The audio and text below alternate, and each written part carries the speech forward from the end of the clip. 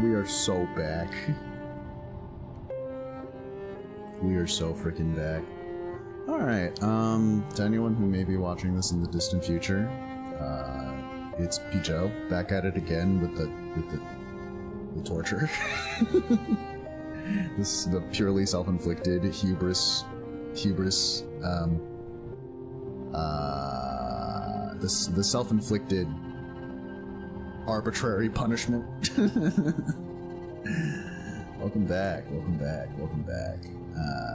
Today, I'm just gonna play Hollow Knight for a little bit because I started way later than I wanted to. And I'm gonna try and remain a lot more chill this time around because last time I was kind of all over the place. So today will be pretty chill and also pretty brief, I think. Yeah. I don't really have much to say. I think I want to put more of a concerted effort into just yapping. Just chit-chatting. Just chit-chatting, and also I want to sing more. When do I want to sing? I'm not really sure. But I want to sing more. I think last time it was very much voices, which now having listened back to some of the footage, I think half of them weren't even nearly, they didn't sound quite correct. It might have to do with my audio, and mind you, I think the audio is still scuffed right now, but, we make do. Where am I? What am I doing?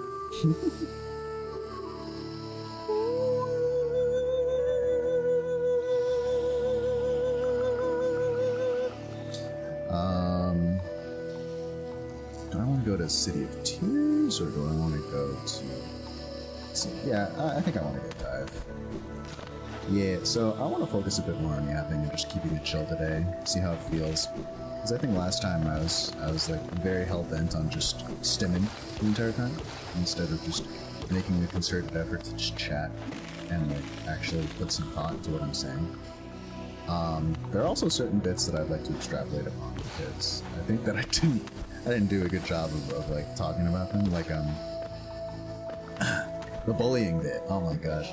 As funny as I thought it was, and I still kind of think it's funny for sure, I would like to be very, very clear. Wow, alright, we're off to a great start. I have no soul! Do I kill them for soul? They're all bound in here, I kind of don't want to fight them. You will find that I'm oddly empathetic towards NPCs at times. That's why, I'm already getting sidetracked. Hang on. I want to finish my original point about the bullying thing. Alright, so I would like to amend I would like to be more clear about some original thoughts of mine.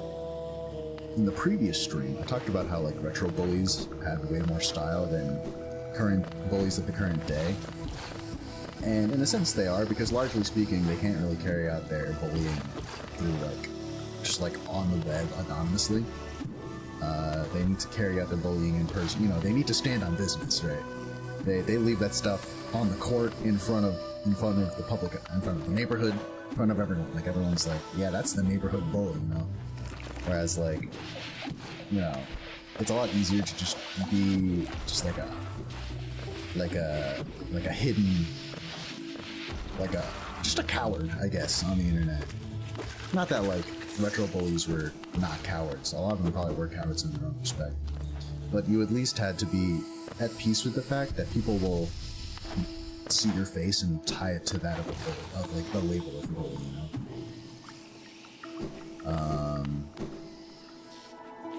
And also, there was just a whole, physical performance of bullying with retro, pre-cyber bullying bullies. Here ends the pilgrim's way. Hollowness' heart lays open before you. Proceed onward to share in its glory. Alright. Will do, Mr. Side. There I go, doing a voice. I will still do voice acting and stuff, or I'll try to do voice work, even if the mic is kind of scuffed. But, if it doesn't work, it doesn't work. I think audio and whatnot is just like a constant process. I think I also need to reckon with the idea that maybe I need to like improve my audio setup a bit more, because that is certainly a possibility. What is going on? That is certainly a possibility. Anyway, what I wanted to be very clear about is that bullies, no matter the era, will always, like, at least like, as bullies, like, bullying is never good. Bullying is never good. I'm not one of those people who's like, bring bullying back. Like, hell no. Bullying is always bad. Don't bully kids. Bullying is really, really bad. Like, actually, like, I shouldn't even laugh about it. It's just not funny. It's definitely one of my... Okay. Yeah. Come at me. Alright. It's definitely one of my... I don't want to say it's an ick, but it's like... It's a little quizzical when... when, like, you watch, like, a streamer. It usually happens with girls, too. Go figure. With girls with, like, predominantly male audiences. When, like, the girl's like, oh my god, stop teasing me, OMG. And then the guys are just like, well, what are we gonna do if we can't bully you? And, like, I don't know. Ultimately, it's not necessarily harmful, right? Like, it's not necessarily mean-spirited. Like, no one... The average viewer in that circumstance probably doesn't actually want to, like, hurt the streamer or anything like that. But there's a certain kind of, like, you know... Like, are we not going to, like, pause and consider that, like, we are kind of, like, facilitating... Like, maybe I'm just overthinking it, but it's like, isn't it, like, a little weird that we're just like, yeah, no, we want to bully this girl, usually it's a girl, but, you know, it definitely also happens to the guy streamers, i.e., like, Super TF, right?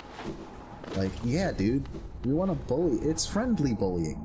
It's friendly bullying, and then it gives you carte blanche to just basically be annoying to someone who is predisposed to basically being like, oh, you're doing it in good faith, and it's like, that feels very latently abusable, you know? I don't know, it's a certain kind of dynamic that, like, I don't want to get used to the idea of being like, oh yeah, I'm bullying this person. This person is letting me bully them, and, you know, it's all in good fun. That feels kind of weird. Like, I'm definitely the sort of person who will engage in some playful ribbing, right?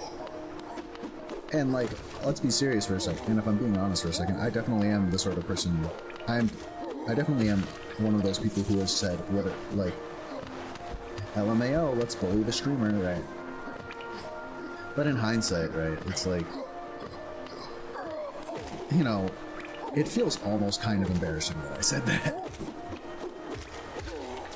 Like, I'm not really happy that I said that. There are a lot of bits that I'm not really happy that I took part in, if I'm honest, but, like, that is one... The great gates have been sealed. None shall enter, none shall leave. Yeah, I can tell by how many freaking dead bodies there are. Ain't that sick? Like, this is sick and twisted. Oh, man. Man, you know, actually, this game's all cute and beautiful and stuff. There's something starkly traumatizing about how many corpses there are just kind of strewn about everywhere, huh? I never really thought about that. Like, this game's obviously kind of dark in its own way. Like, it's obviously, if you think about it for a little bit, it's kind of steeped in tragedy. But, you know, it's really easy to let that escape you when you're just kind of, like, soaked in really, like, the open beauty and majesty and aesthetic glory of the game. Hang on, I'm finished talking with Quirrell. We're sitting with Quirrell.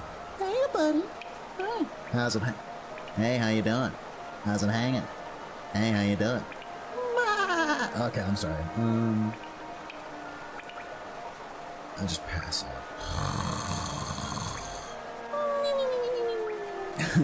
Alright. The capital lies before us, my friend.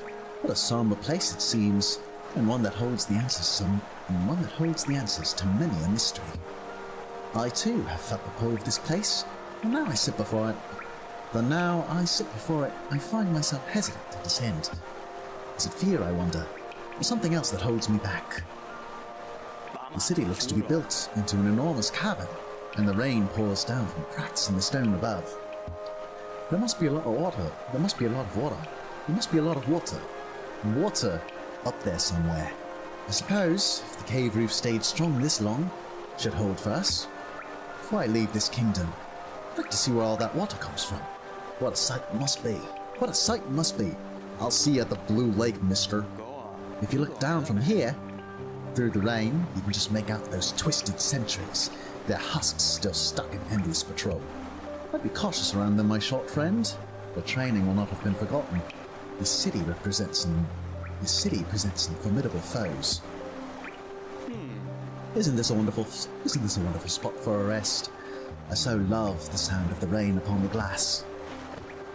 I so love the sound of the rain upon the glass. Yeah, I don't know if this is a voice acting like boys. I don't want to laugh. But yeah, bullying is, it's not good. It's never good. I mostly was like, and it was like at least partially a completely unserious bit in the last stream. Just kind of like fawning over the fact that like old school bullies, there was just all sorts of like really dumb antics. And mind you, like, I've never even really met a bully like that in real life, where like they do all of like these highly physical antics that are often very popularly represented in the media, like Kevin and Ed, Edd n Eddy and stuff like that, or like the idea of like wedgies and swirlies and stuff like that. And, like, wedgies, it feels weird because like someone definitely got wedgied in school. Like a not insignificant amount of the human population definitely got wedgied in school, and like really and truly got traumatized by it. Right? Like that was almost certainly a genuine traumatic event for some people.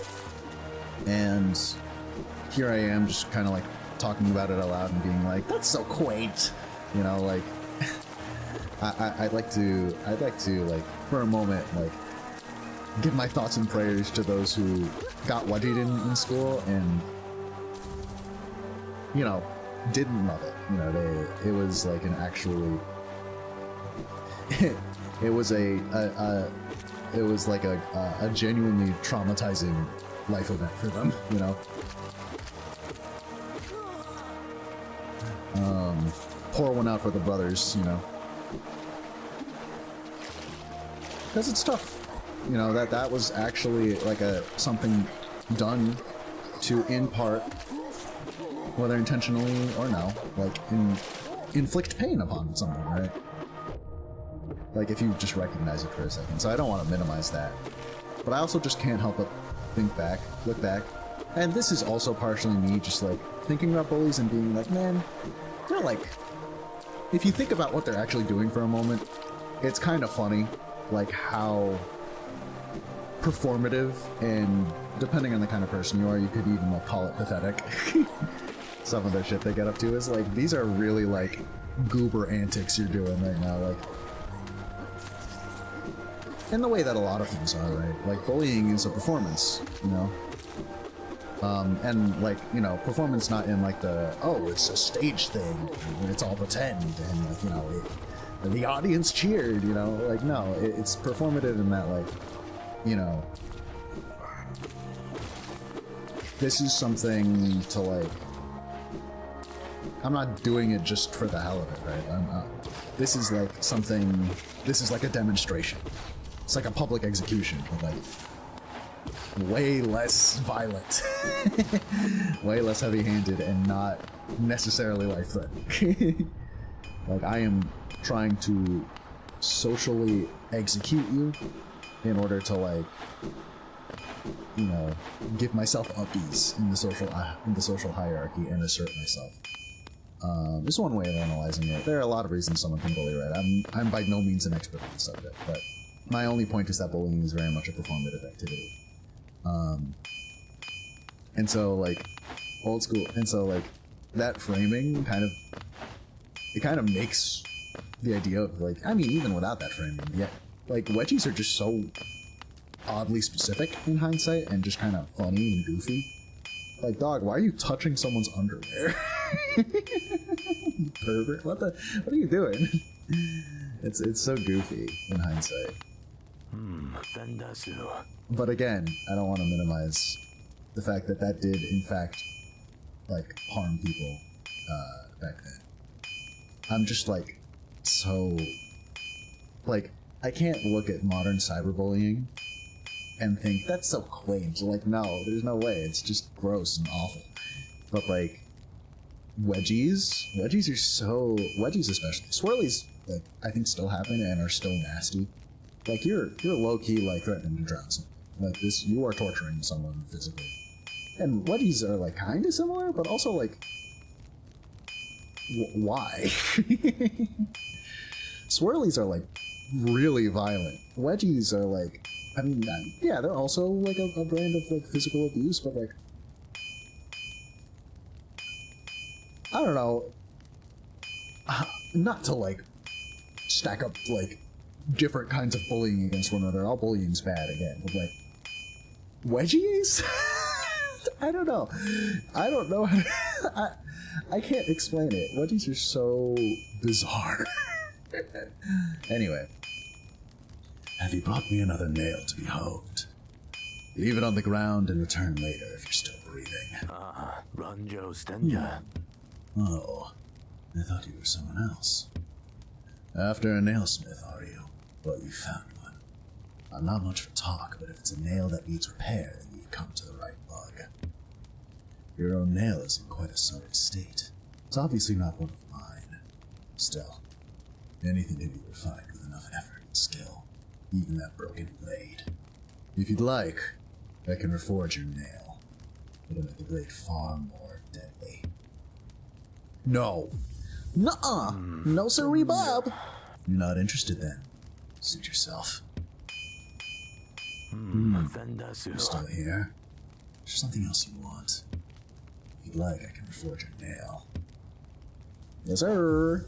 I was just kidding. That was a bit of a pump fake, you know. As you wish. I'll get to work then.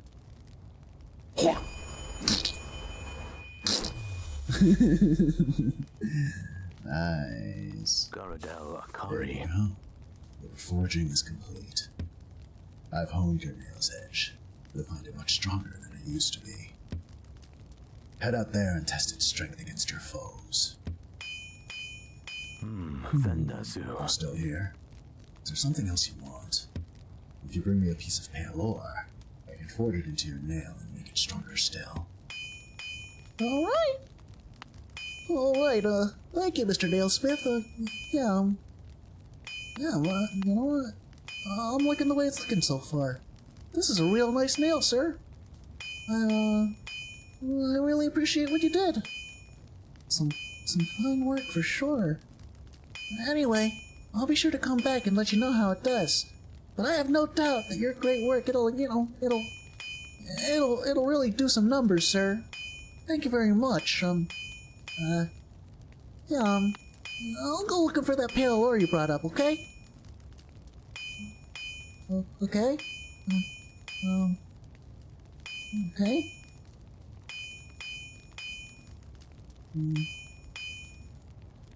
Alright then, well...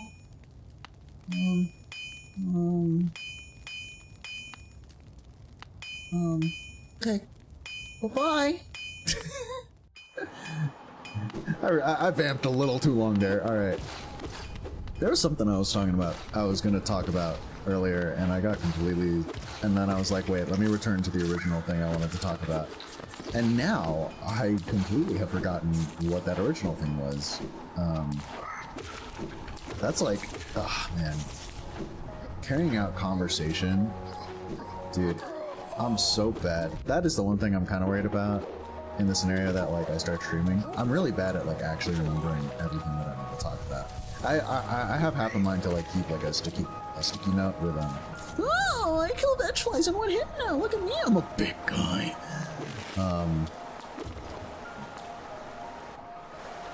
I have half a mind to like keep a card on me that I can like take notes on to be like, this is what you wanted to talk about. You dumb idiot, stupid dumb idiot, you know? Wow, my lexicon never ceases to amaze. I repeated the same 3 words twice in a row.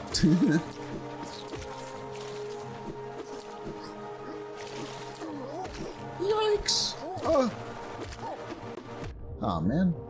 Alright. What in tarnation did I want to talk about, huh?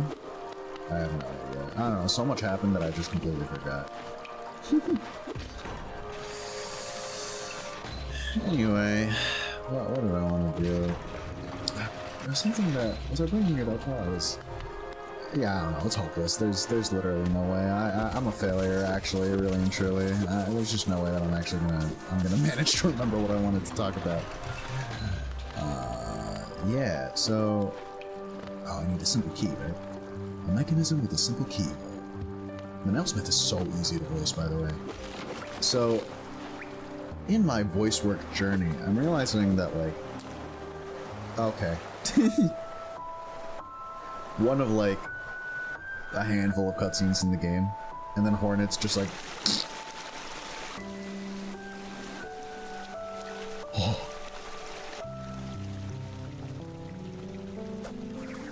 Whoa! Oh my god! It's her! Again we meet, little ghost. I'm normally quite perceptive. You I underestimated, though I've since guessed the truth. You've seen beyond this kingdom's bounds. Yours is resilience born of 2 voids. It's no surprise, then, you've managed to reach the heart of this world. In so doing, you shall know the sacrifice that keeps it standing. If, knowing that truth, you'd still attempt a role in hollowness perpetuation, seek the grave in ash, and the mark it would grant to one like you. Wait, I wanted to talk to you. Okay, well.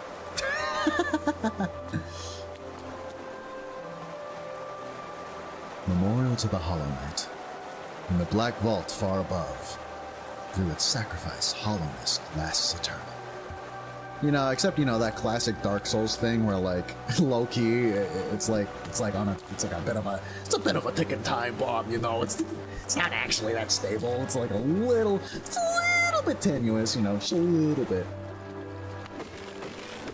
I love the story and all. The lore is really cool. Fundamentally, the function of the world is very much like it's just Dark Souls. It's like, yeah, you are in like a world post-apocalypse and everything's hanging by a thread, and you kind of need to like go to the chair where the guy is like sitting and be like, hey, do you want me to sit in the chair instead? And then, you know, they're fundamentally insane, so they're just gonna try and kill you, and then you kill them, and then you know, depending on all the actions you took through the game, you either sit in the chair or you do something else that's like not the same as sitting in the chair. This was my rudimentary explanation of every single Souls-like plot ever. Are you gonna sit in the chair? You're not. One might say that sitting in the chair is often not the only solution, even though the world's keepers of the time usually have a sort of myopic view that there's only one solution, and it usually entails maybe sitting in the chair. I'm so excited to hear that Christopher Walken impression in post, and just be upset that it doesn't sound nearly as good as I expect. That's the one thing that I really don't like about recording my own voice. Like, real ones know. People who are familiar with voice work know this funny but also deeply infuriating tidbit. Your voice sounds really different recorded. Or, okay, I should say, the way your voice sounds inside of your head, like inside of your skull, it's very different from the way it sounds to other people who are hearing it like through the air and stuff, right? Because when you're experiencing your voice, like your own voice, outside of like the context of like a recording, what you're actually hearing is an amalgamation of not only the voice as it travels through the sound all the way back to your ears, but also like the reverberations as they travel through like your skull and like your organs and the liquids in your skull and that stuff, the liquids in your ears, that really changes the character of the sound as against just like hearing it in recording. I say this, but I feel like my voice is particularly different between how it sounds to me when it's recorded as against when I'm just like talking, and it really bothers me because I don't actually have a strong grasp on like how it sounds. Like I don't feel like I can reasonably trust the way my voice sounds to my own ear, and that it's really annoying. Aye. Come searching for rare items, have you? Well, hands off. This collection is mine, and I won't be selling to grubby little wanderers. Still, I imagine you come across many interesting items in your travels. Maybe you'd care to part with some. We'll offer a fair trade for each. These journals give us an interesting glimpse into the minds and hearts of those who lived before us. They're a common find, so I can't offer you too much for them. Yes, of course. Thank you very much. A wanderer's journal, eh? Though the common finds about the kingdom, I much enjoy the deciphering of their text. Read together, they paint a morbid tale. Seems fate was unkind to most who travel within Hollowness ruin.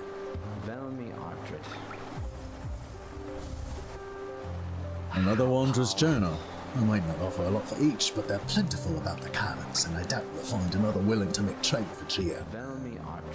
These ornate seals were the official symbols of the king and his knights, and were treasured by those who carried them. The king and his knights are long gone, but the seals still hold value as curiosities. I'll pay a modest price for them.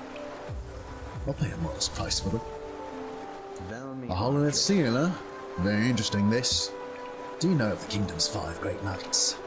They're revered figures of Hollowness, often mentioned in the annals of the kingdom, but only as a group. Both the names and appearance seem to have been expunged from history. So long has passed since their time, it'd be a grand achievement to discover their identities. Oh, my back!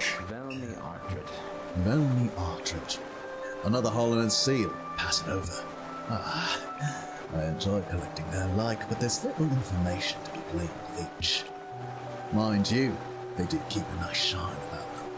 And there's nothing wrong with appreciating something purely on aesthetic merits. I have another one, really? A Hollowness seal, huh? Give it here. Do you have anything else for me? If not, get your damn little self out of my home. Looks like you don't have any relics on you. If you manage to find any in good condition, bring them to me and I'll give you a fair amount of Gia for them. I don't know if this accent is correct. No touching the antiques. My stock is not for sale.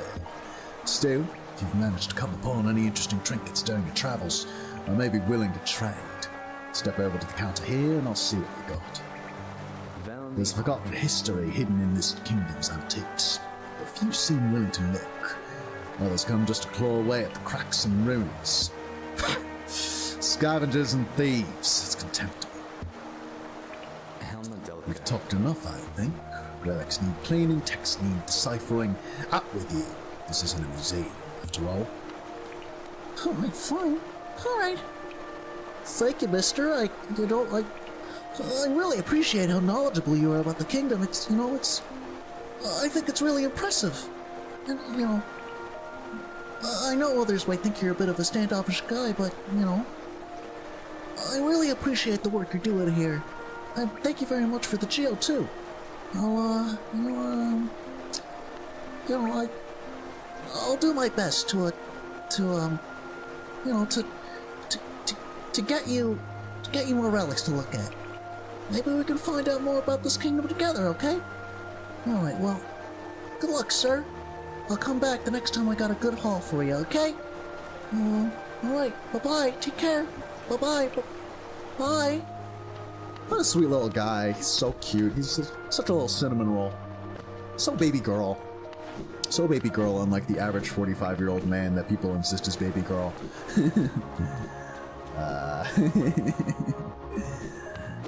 not me referencing something that I just watched. What in the world was I talking about before going to sell the relics? Alright! I can kill things pretty fast now. That's pretty good. I don't know, is there anything else I wanted to chat about? I wanted to yap about?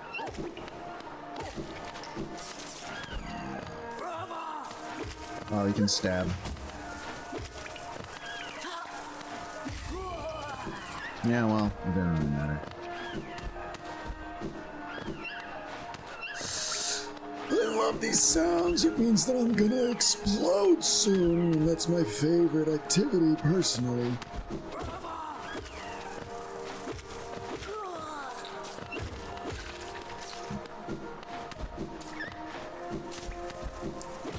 Oh my god! I was prepared and everything! Dude, I scare so easily. So, Oh no! You've ruined my life! You've ruined everything for me, and now my night is ruined, and I'm gonna have nightmares. that's a new one, actually. That's a new voice coming from me. Oh my. Yeah. So, this will luckily be trapped in the annals of history, where no one is dared to look. I scare very, very easily. I am a very big, startly kind of boy. So, like, funnily enough, this game never actually, like, successfully scared the bejesus out of me. Even though it's got places like Deep Nest in it and stuff. Or, like, you know, the Collector exists, who's, like, also kind of creepy. But, like, I am very much... I don't know if in the lifespan of this channel I would ever play a horror game outside of, like, a cooperative one, like a Repo or a Lethal Company. Or like a Phasmo. Because like, dude, I scare so easily, man. Like, Oh, wow! You think you almost got me? Well, you got another thing coming, bub. you know who else? Yeah. And like, not only that, I'm like, I react like very physically. Like another fun fact about me: my fine motor control is absolute dog. I'm really not good at moving in finally, Maria. Like my fine motor control is bad. I'm not good. I do not have finesse. I have no style. I have no grace. Lanky Kong is here. He has a funny face, which I do have a funny face, actually. My face is, like, kind of malleable. Yet another non sequitur. Once a long time ago, I can still do the face, actually. I had, like, this go-to funny face that I would do whenever my friends in, like, elementary school would be like, let's do a funny face contest. I had this one face that I would do that would make me look like a Goosebumps monster or like a Star Wars alien. It's really hard to describe, and I can't really show it for obvious reasons because I'm a friggin' PNG tuber. But I would do it like all the time, and low key, people thought it was really, really scary. It kind of was. It's like not really a pleasant face to look at. Oh, it's the Soul Sanctum. All right.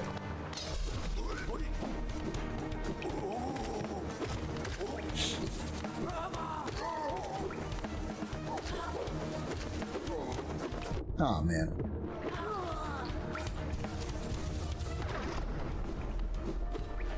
And from now on, that big fat man is gonna spawn here every single time to save his new home. A toll machine with the symbol of a bench. Sergio? Yes. Thank you very much. Thank you very much for your patronage. Hello, Hollow Bench speaking. How may I help you? Yes, we're sending a bench right over, alright? Hang tight, we'll have it ready for you in a jiffy, alright? Alright, sir, how do you like your bench sitting experience? Good, I'm glad to hear it. Yeah, take a load off, relax. That bench will be there whenever you need it, so please do take advantage, okay? Alright, thank you very much. Thank you very much for the transaction, and I hope you have a wonderful day. Safe travels. Bye-bye. Why am I doing this? Alright. Hey, Corny. Oh my god, you are so baby girl. Make him I don't want to do that bit. That bit is not funny. Isn't this a change from those twisting natural caverns? The rain does cast something of a sadness upon it all, but the architecture is simply splendid. Charting such a different space is quite the challenge, though one I've eagerly undertaken. Perhaps you'd care to purchase a copy of my achievements so far? No. No! No! You got the stone, Luigi. Alright. Not interested then? Yes, quite understandable. Exploring without a map, finding your own way through unknown caverns. All very nourishing for the soul. Perhaps we'll meet again on our travels. Yeah, unfortunately for me, it's actually, like, physically impossible. This is actually quizzical. It's physically impossible for me to draw my own map, even though I have a quill, and presumably, I have paper. So, like, what, like, can I not buy, like, cartographer's paper from Zelda or something? Because, yeah, that sounds cool. That sounds sick. I would like to draw my own map. But instead, I have to buy one from you, you fuck! You're running a monopoly. I see what you're doing. You're a capitalist swine, huh? You're swill. You're nothing better than those rat bastards at the top, huh, Corny? I've got my eyes on you. One day you'll fall, and you'll fall fucking hard. You'll fall straight through the cracks down into the burning fires of the underbelly. Anyway. Have you changed your mind about buying a map? Yes, sir. I am full in on your capitalist grift. All right. We've both come far to reach this grand place. While I'm about these buildings, I must remember to collect a trinket or two for Zelda. Yeah, that's right. I have a wife, and she's hot as fuck. All right. All right. Bye, Corny. Thank you very much for the map, sir. You're a fucking handsome jet. You're very smart too. I can kiss you on the nose. All right. Shit. All right. I do not. I'm pretty sure this is the loop back to... Yep, on the waste. Oh, and this is where the stag station is. Stag nest. I keep calling it... I have never seen that before. Silly idiot, you goober. Well, you killed your own dang self. Alright.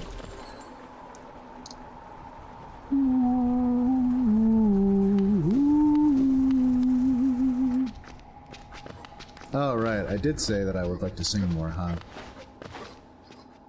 Yeah, I want to sing more on stream just because I want to hear what it sounds like. That's actually a thing that I'm, like, not really sure how it works. Like, there's almost certainly, like, an easy answer for this, but I don't understand why YouTubers do unarchived karaoke streams. Like, what is the point of that? I know that YouTube's copyright system is pretty aggressive about, like, basically, like, obliterating. Oh! I don't have Shade Cloak. You silly little goober. About, like, obliterating streamers who, like, just have copyrighted music on their stream. You know? This was a mistake! Yeah. Flaunt it! When you go deep, flow, shady. When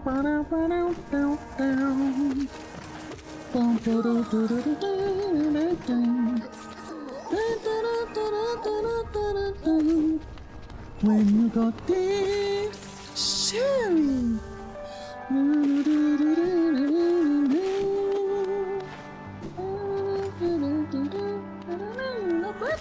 silly.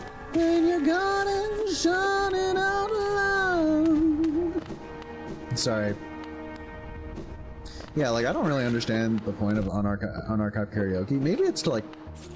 Well, actually, I can't explain it. I don't even know what unarchived means, if I'm honest. Like... Oh, you know what? The idea is that, like... Maybe the idea is that, like... Okay, the karaoke happens, and then you don't keep it on your channel so you avoid getting struck. Maybe that's the idea. That makes a lot of sense, actually. Do they play, like, karaoke? I've never actually stayed tuned in for, like, a YouTuber karaoke stream. I mean, I have, but it's mostly been for indies who don't play tracks, who don't play backing tracks for me. I've never done it for, like, one of the big YouTuber corpo streamers, the big corpo YouTubers. Like, do they play backing tracks? I think? I mean, like, obviously for Elizabeth's debut, she played a backing track. But like, did Narissa? Because I think I was in a Narissa karaoke stream once, and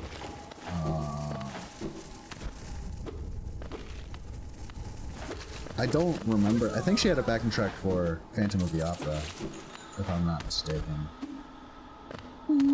Dude, on the occasion that I become literally anyone, which is highly unlikely, with like an audience that is even close to the VTuber audience, right? I'm so not excited about sharing my takes on Hololive music, specifically Hololive EN music. Well, actually, I am excited purely because I find talking about that stuff. I find talking about stuff that I'm like vaguely interested in, even like really invigorating and enriching. I just had a conversation about this with someone. I really like talking about my opinions. Yeah, I'm a bit of an ego freak. I'm a megalomaniac. No, I mean, perhaps I am egotistical. I think there's a level of egoism that is involved in someone being like, yeah, I want to stream. Like, I want to perform, I want to stream, I want to be watched by people. There's almost certainly like a level of like a significant amount of ego involved in that sort of willingness, right? I remember this station well. A common trip it was. Good from all over the kingdom. Goods from all over the kingdom were transported here. Not a lot was sent back the other way, though. Oh, so it's America. Eager to travel the stagways? Just hop upon that platform, give me the signal, and we'll soon be on our way. Not right now, Mr. Stag, but I appreciate the sentiment. Oh, I would like to visit Saluba, though. I should do that at some point. Alright, so... Okay, let's see what's over here. Hello! Hi! You dummy! Yeah, like... full disclosure, it feels so awkward to say that I'm a professional vocalist, because, like, really, what have I done professionally as a vocalist? In my book, like, not a significant amount. Like, I've been a section leader for, like, a church choir, right? I'm by no means someone who's, like, professionally trained, or, like, who's, like, formally trained, or, like, professionally experienced in, say, like, singing contemporary music, rock music, funk music, pop music, whatever. Like, in those respects, like, vocalists, especially those of the caliber of, like, Elizabeth Rose Bloodflame and Narissa Ravencroft, they have me handily beat. Like, there's no way I'm measuring up to them.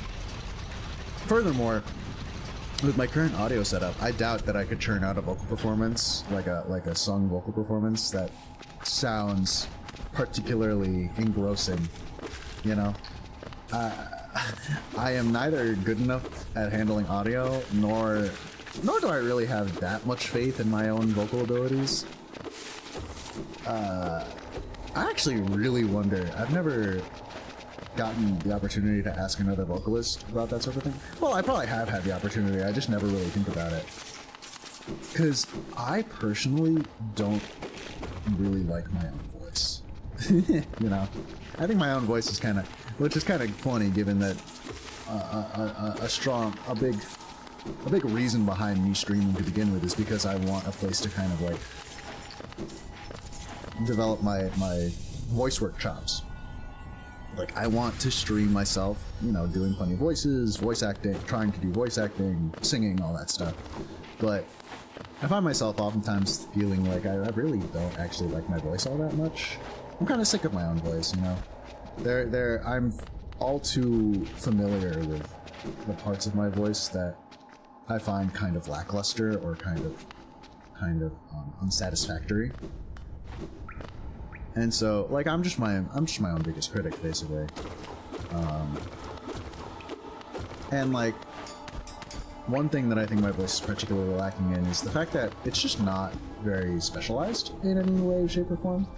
Something you'll come across from certain vocal professionals is this idea that you can only ever you should only ever sing in one style of music. That is to say, if you're an opera singer, you should only sing opera. If you're a professional opera singer, right? If you're a professional jazz vocalist, you should only sing jazz. If you're a professional like rock vocalist, you should only sing rock.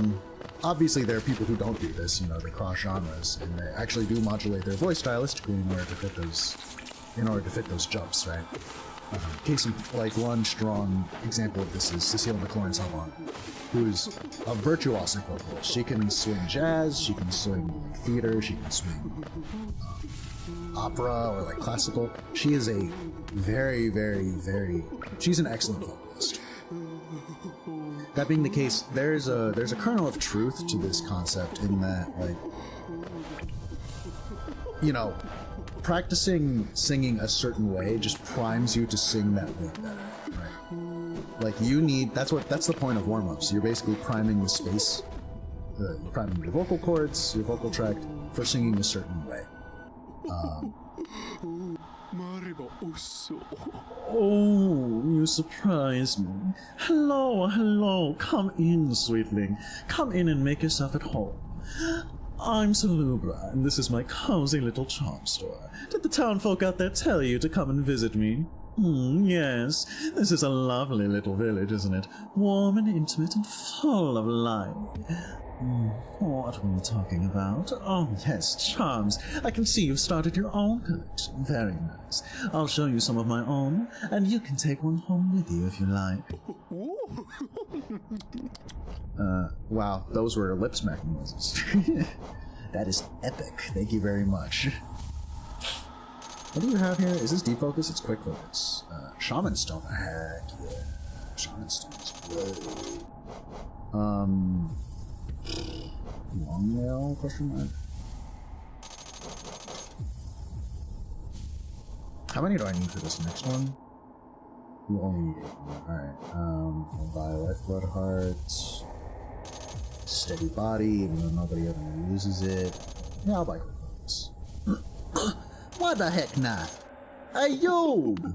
What you think about buying these here charms here, Yog? For Teo, maybe?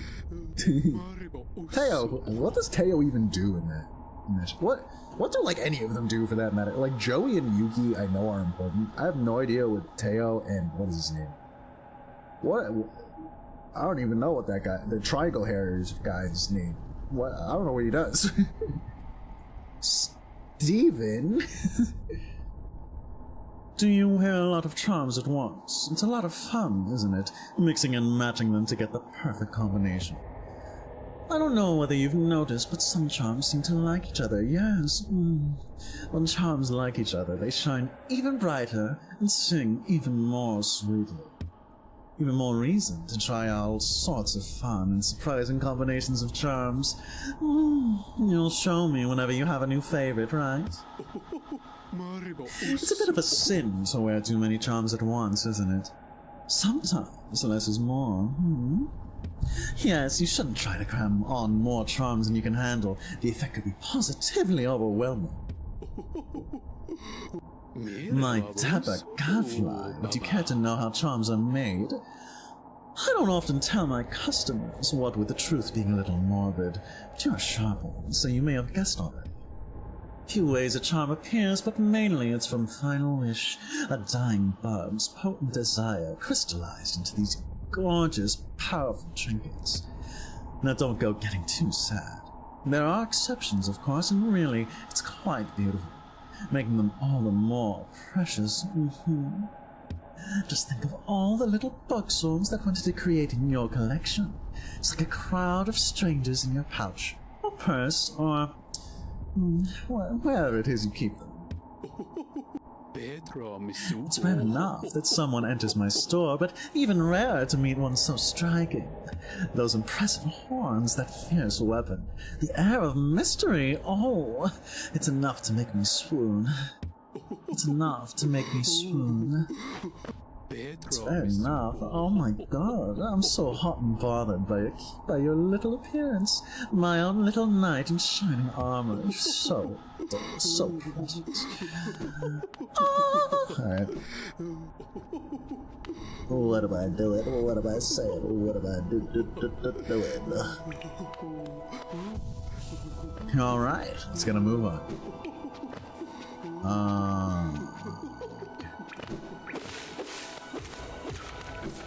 Let's get back down to business. Let's go back down to King Station. Right, okay. What was I talking about? Right, voice. So, yeah. I really want to hammer down audio a bit better, just because, like, I mean, I won't know until the end of the stream, but I feel like I'm still kind of stuffed.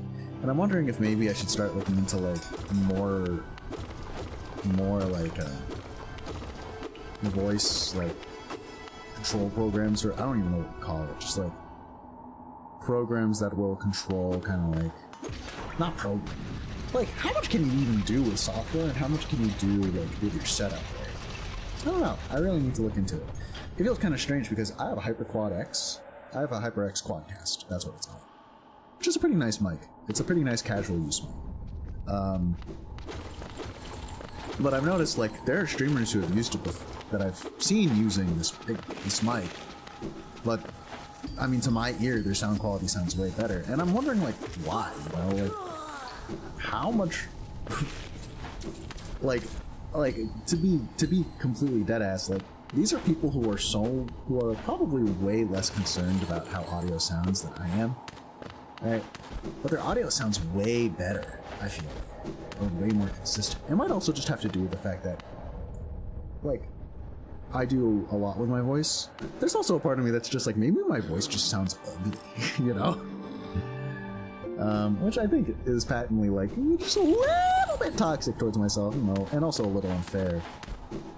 But there may be a kernel of truth just in the fact that, like, I don't think my voice sounds the way I think it sounds. So I'm always, like, maybe a little... I have, like unfair or just unfortunate expectations of my own voice that it just won't match because, you know, my voice is not like that, right? Just naturally. And I have no way of actually really realizing that, which is just very vexing, you know?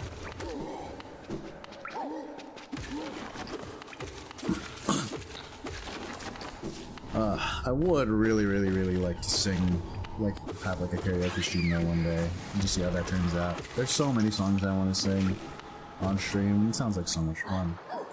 Though, admittedly, it's kind of hard to convince myself to do a karaoke stream for literally no one, you know? That seems kind of goofy. To me, at least. Ooh. Right.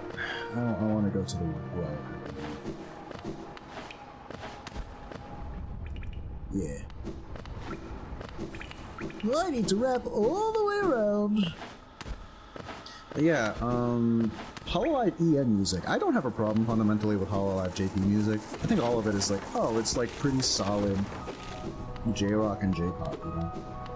Hololive EN music is very interesting because it's also, generally speaking, if you're not looking at solo releases, it's basically J-rock and J-pop that is sung in English by, you know, people who speak English.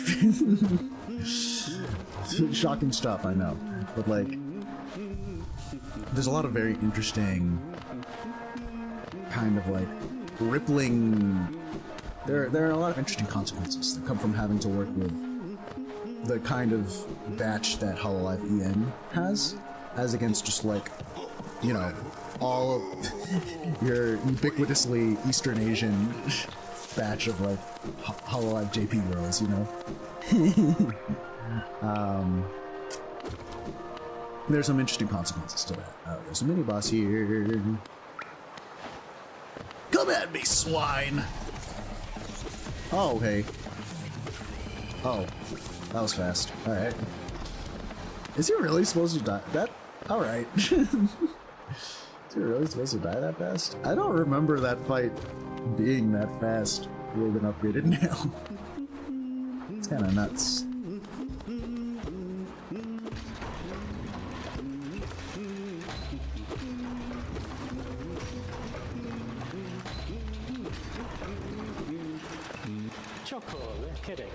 Now shut up, Cordy.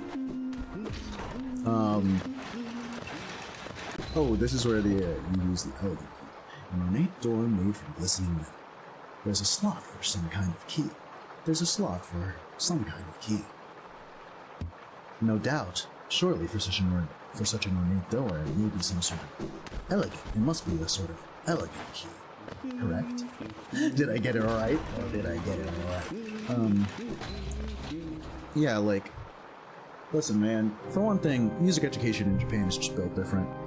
Like, the baseline for the floor for musical skill in Japan is so much higher than it is in a lot of other places in the world, especially the US, where people don't give a rat's ass about music education.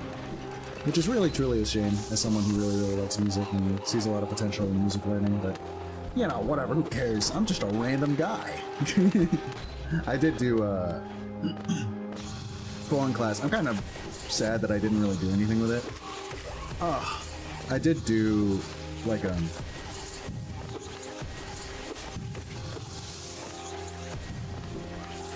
I did do, like, in a business writing class, I did basically, like, a business proposal for, like, basically an enhanced, like, game-based, like, music education model, which I thought would be pretty sick.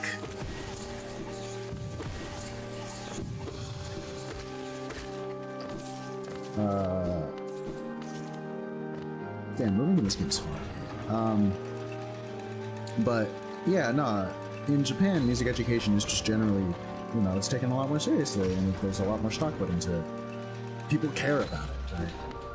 In the US, music is an elective. It's one of those, like, free gimme courses where students go to, like, maybe play a recorder and maybe learn how to, like, sing a couple songs, and that's about it. In Japan, like, fundamentally, students, like, understand. The fundamental understanding of music is just it's at a different level in Japan and, like, a lot of Eastern Asian countries. Record Abba. The mind still limits us so. How to break past its constraints? To attain pure focus. Is it even possible?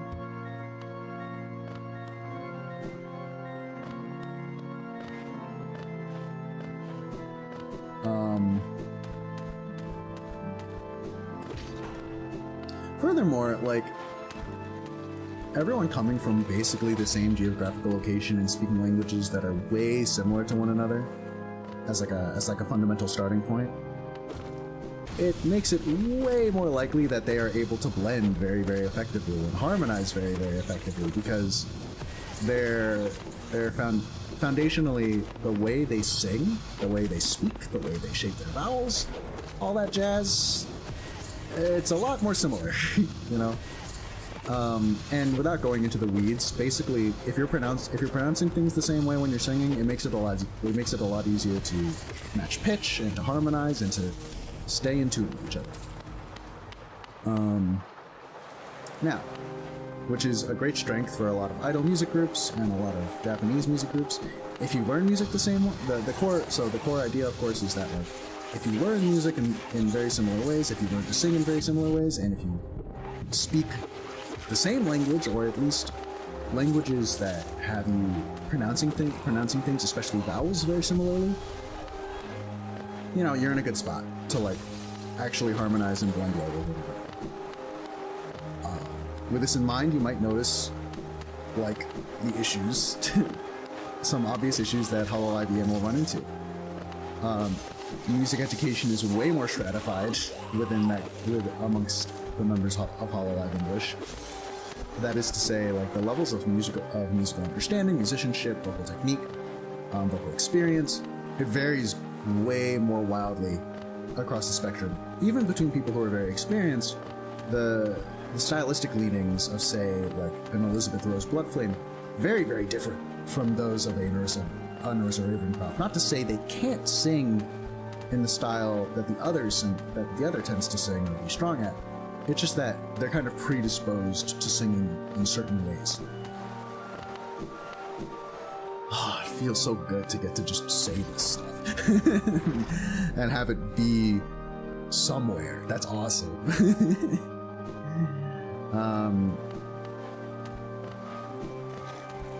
Now, on top of that, English. Oh my gosh, English.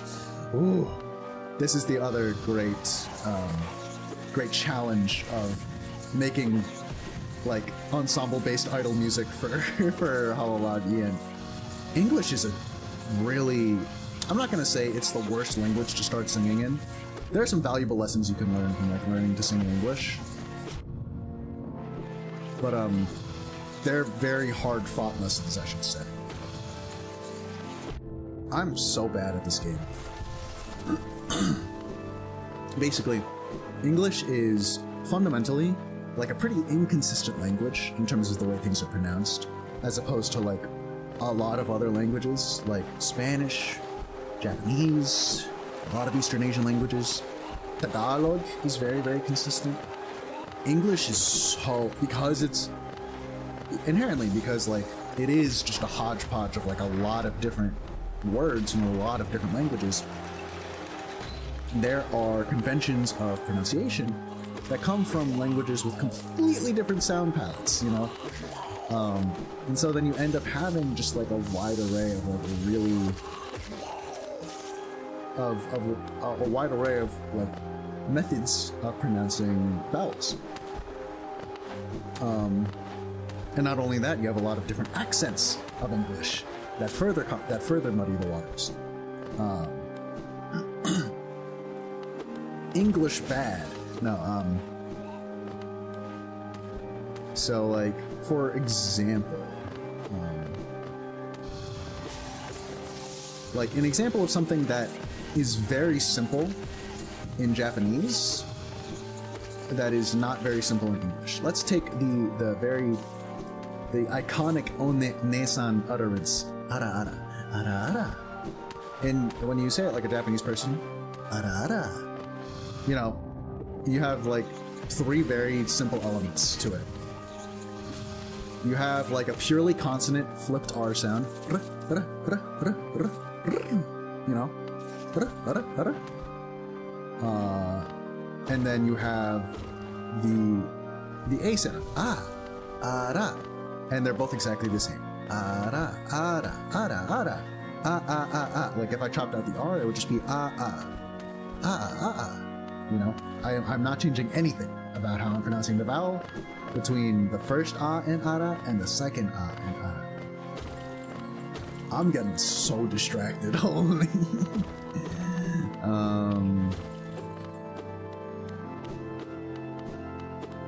Now, if you said it in English, if you said it the way an English person who doesn't know nothing about nothing would maybe pronounce it, you'd probably get something like ara ara.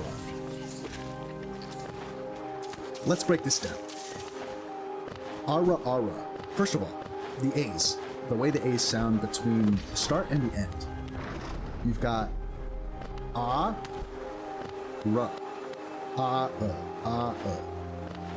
The A's are different. They change. What the hell is that? It's the same letter. Why did the A's change? Like what? What? Scientists may never know, honestly. It is a great mystery why, like, for an English speaker, that's very, like, intuitive, but, like, it's very strange from the perspective of other languages, and within, oh my god, you're freaks! Within a song setting, it complicates things if you are someone who hasn't trained to, like, sing vowels in a certain way, right?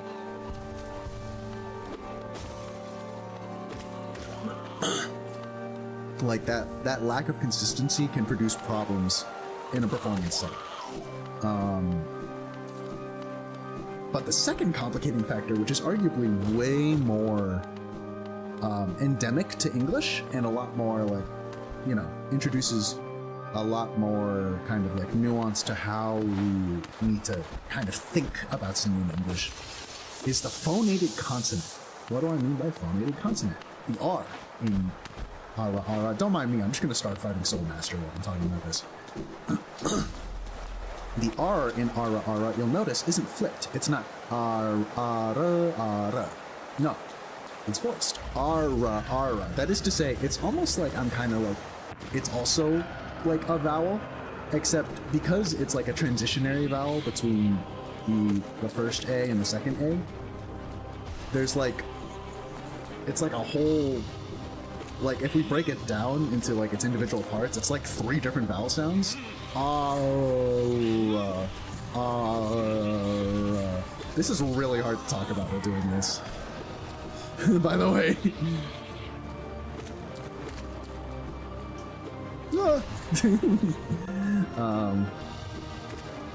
Oh geez. Yeah, so you have like you have like 5 different mouth shapes you go through when you say it like that, right? It's really dumb and I hate it. So when you train someone to sing in English, you take great pains to basically, like, at least within a choral setting, because obviously you can make more involved stylistic choices with how you do your consonants when you sing in English, like which a lot of like theater singers will do. But in choral singing, you take great pains to basically teach vocalists to be like, hey, you're gonna have all these consonants that you can pronounce whenever you're singing, make them as short as possible. Like, you will stress shortening consonants, and you'll stress making, pronouncing your A's very consistent. Or pronouncing vowels very consistent.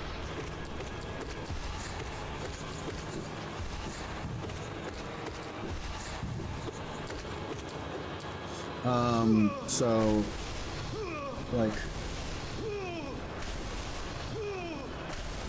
like, you'll have, like, holy.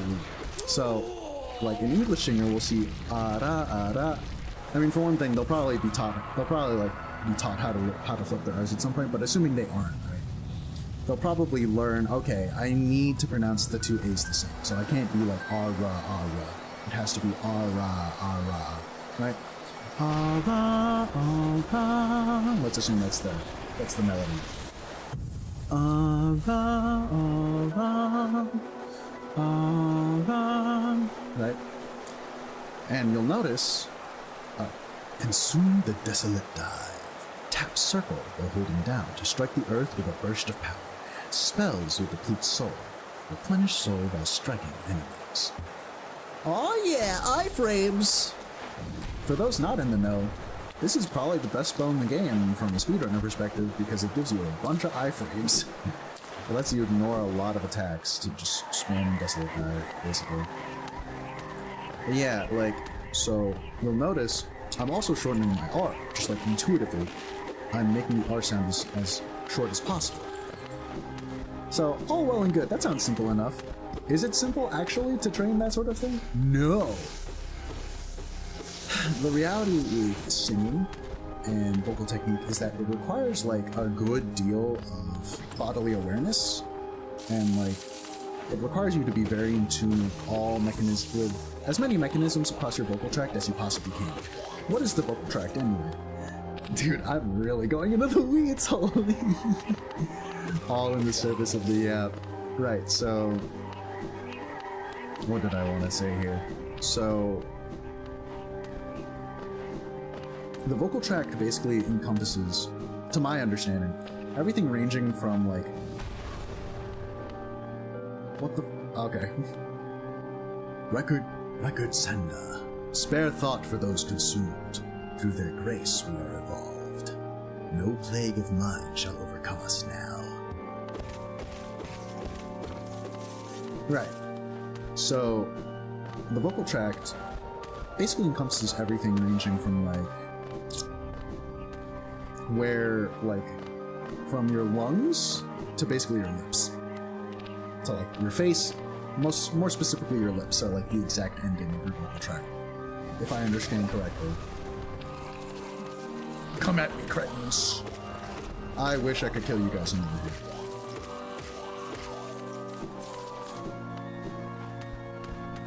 Right. And you might ask, like, okay, well, like, there's only so many things you can manipulate across that, right? Well, I don't know everything you can manipulate across your vocal tract.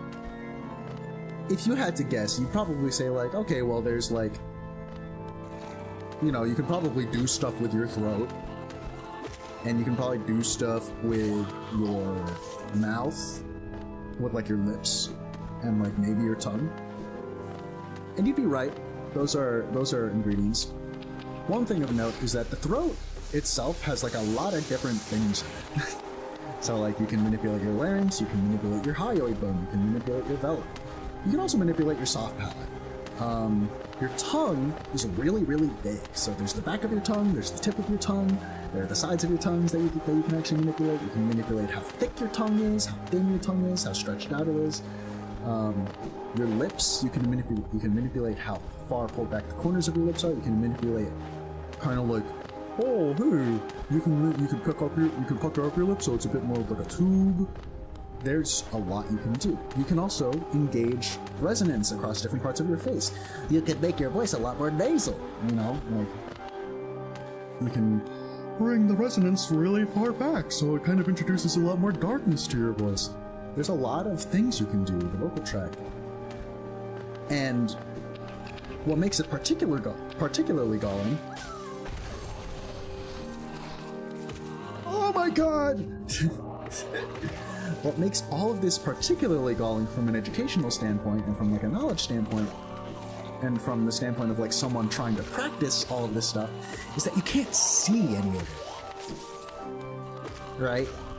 Like you can see like an anatomical map, but you can't like look at your own vocal tract and be like, okay, I'm doing the thing right. Like, no. That's what I mean by bodily awareness. You need to like really, really develop like an internal map of your body and how it feels to do all these things. That's what makes learning and teaching voice so interesting. Like, it's completely invisible to the naked eye. Unless we cut someone open while they're doing this, which, like, you know, fat fucking chance we're gonna do that, right? It's very, very cool. And I like it a lot. And it's a great challenge to be, like, an honest-to-goodness vocal educator, because you have to teach things that people just can't see.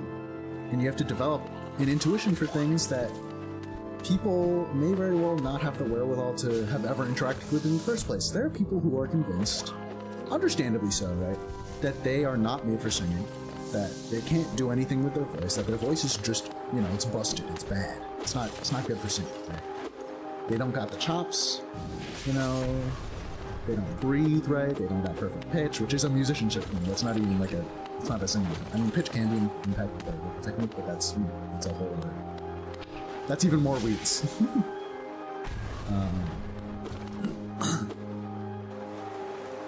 Where the hell am I? What am I doing? That's even more weeds.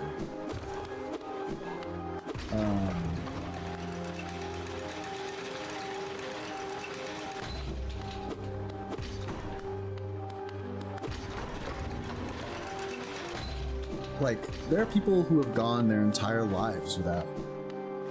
And mind you, all this talk about bodily awareness for vocal technique, it's also very important for like doing voices, for manipulating your voice to do impressions. That's why like a lot of voice actors also they can sing decently well, or they're like eminently teachable with regard to like how to sing, because they've developed an amount of bodily awareness, which allows you to prompt certain sounds of them. As an educator, it allows you to prompt certain sounds out of them far more easily.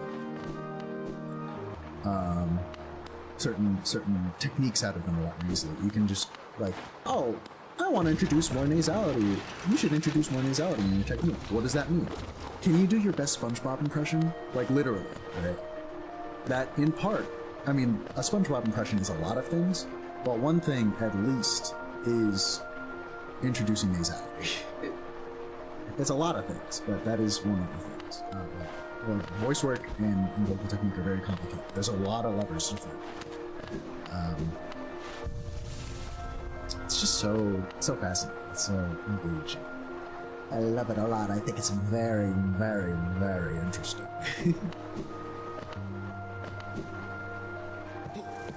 Here I am talking about this to myself. I love it.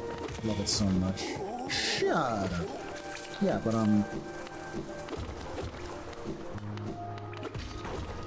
it's very easy to go your entire life just think like without making a funny voice and just assuming that you can't do it.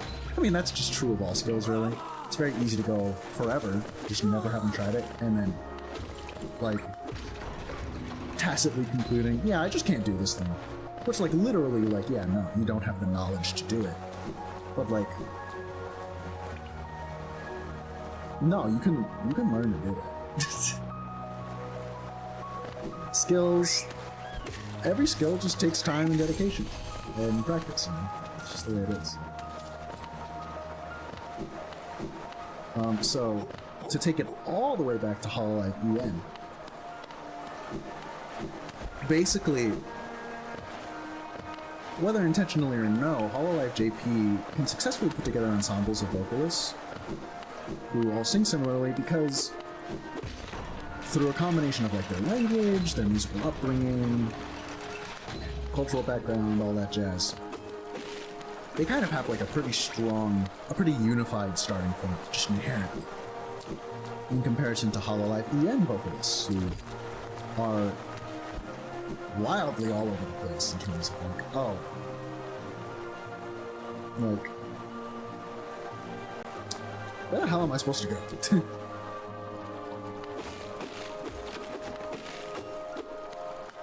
Is this the part where I go to Crystal Peak?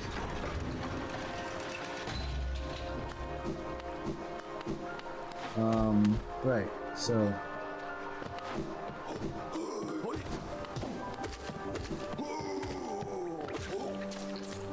fuck. No, I'm wasting time. Right, so like, you've got people with vastly different starting points. You've got people with vastly different starting points in terms of musical, in terms of music learning. People, even you've got people with vastly different starting points in terms of like, oh, this is how you pronounce English, right? Oh my god, I forgot about that. Alright. You've got people who, even among the experienced types, are trained, are very used to singing a certain way stylistically. And like I said, you can train yourself to sing in any style, at least that's what I think. I mean, otherwise you wouldn't have someone like Cecilia McQueen Sama. But it's hard.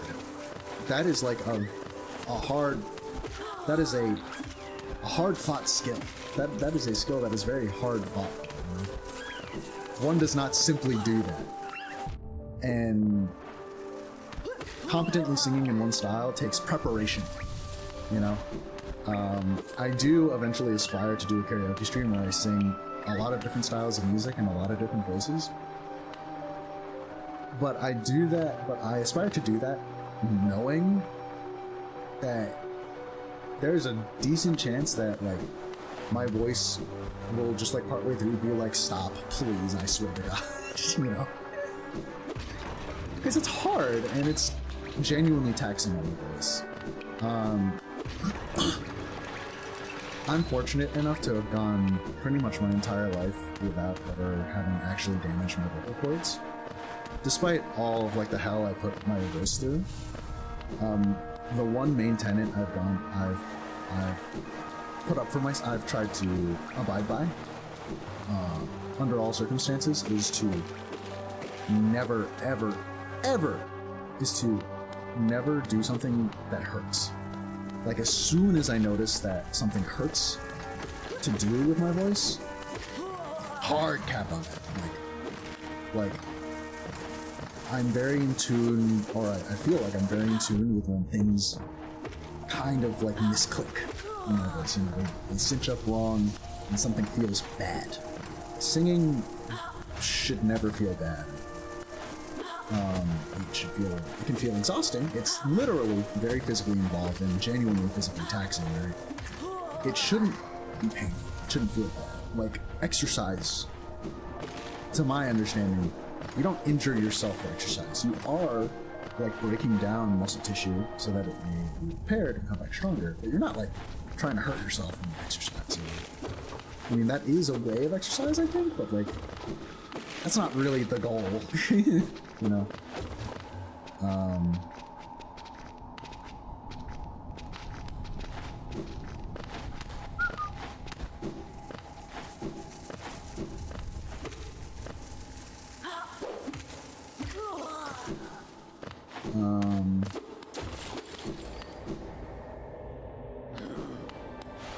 This app is so good.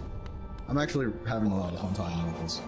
It feels nice to like try, and I'm like kind of happy that it's actually coming out pretty straight, you know, like I'm not, it feels like I'm not kind of like flubbing too much, and it's coming out pretty cleanly and smoothly, which I'm pretty happy about.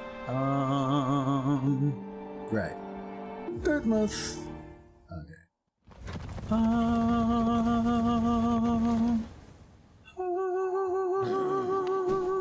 That's my version of saying I vocalize. I vocalize all over the place when I don't really know what I want to say. Hi, Elderbug. That lovely young lad, that lovely young lass returned to us. I must admit, I'd placed thin odds on her survival. Seems to think very highly of her rescuer, some sort of dashing warrior type. Barely stopped gushing since she got back. The warrior must have passed down below whilst I was taking my nap. Such a shame. I'd have loved to meet so impressive a bug. I hope you aren't too disappointed by our little town, traveler. It's now a solemn place, once much more welcoming. Entry to the kingdom was forbidden long ago, supposedly after some great calamity. Many gates were closed, but our old well remains as a way to creep back in. Over the years, all kinds used the well to wriggle into the ruins.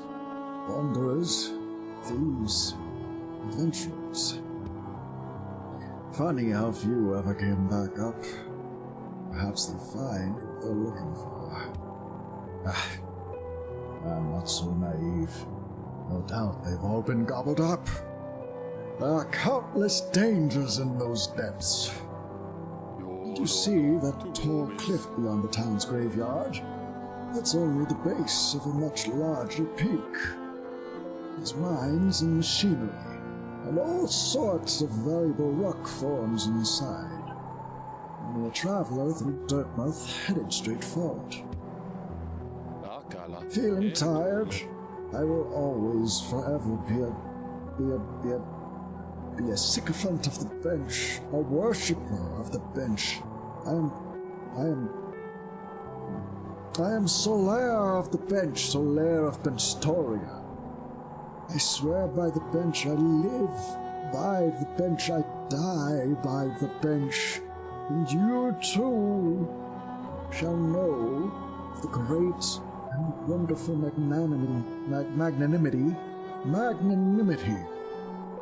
of this steel structure meant for your tired, wounded, worn behind, lest you sit upon it. Please, I implore you, just sit upon it this one time. Once. Only once, and you'll know. You'll know the wonder. Yeah, thanks, Elderbug. Thank you very much, Elderbug. As usual, I think you tell such great stories, and, you know, I really appreciated it. You know, I always look forward to it. Yeah, just for you, I'm gonna sit on the bench, okay? Thank you very much, Elderbug. Okay. Yippee! Ah! Oh. Oh. Oh, I need to put on charms. Oh. I'm having a grand old time. Oh, I need to go back to Leg Eater, actually.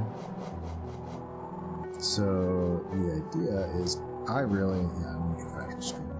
I'm a nail user, I'm not really a shaman, some kind of guy until I get Shriek anyway, so...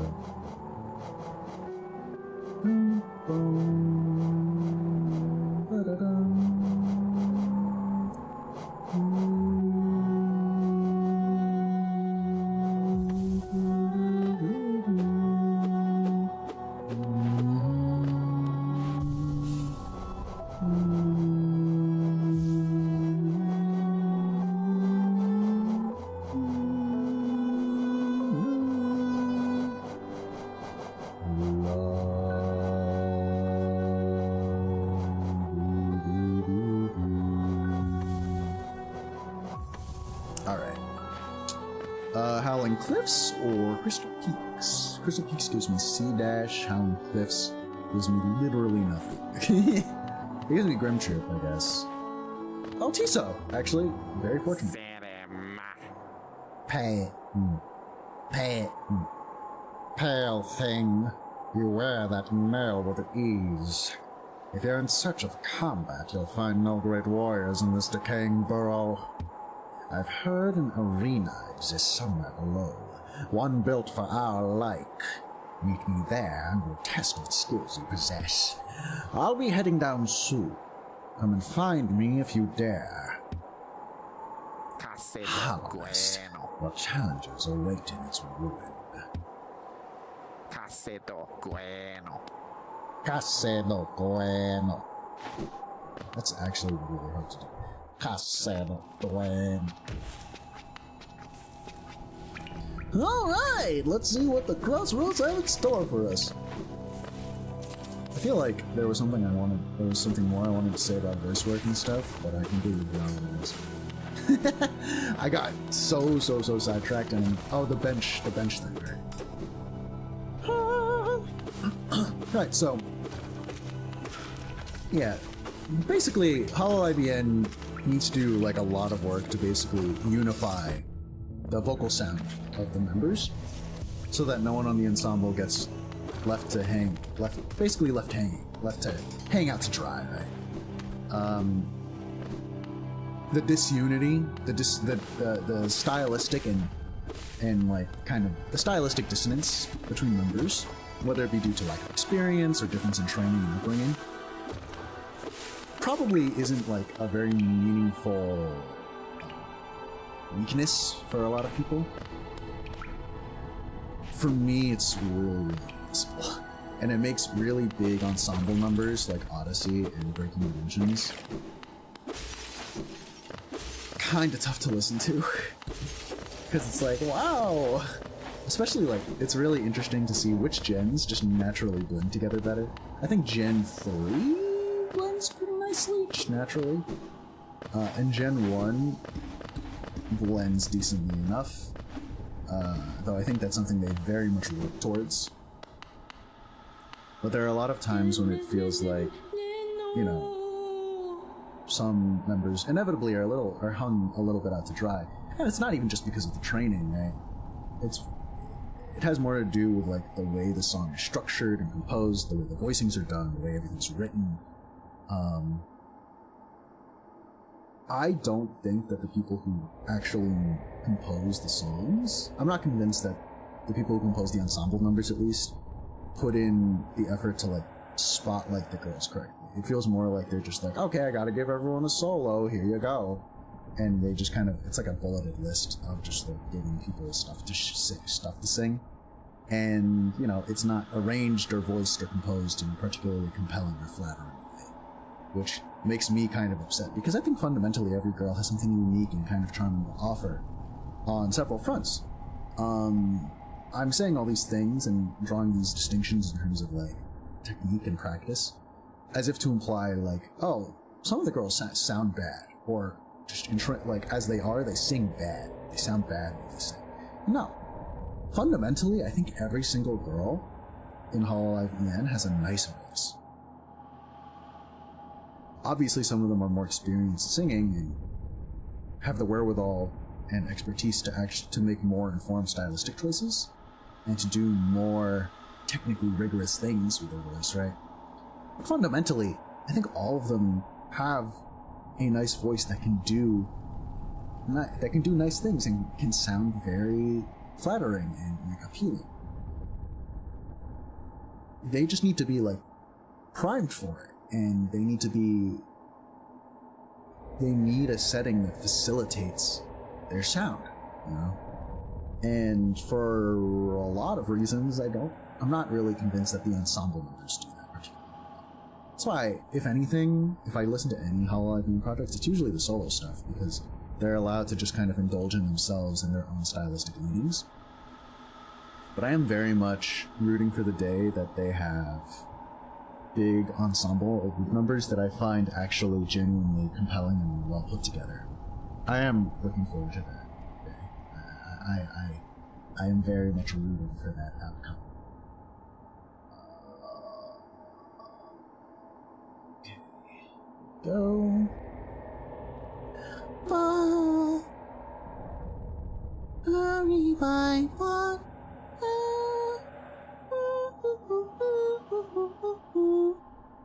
Hurry, my body.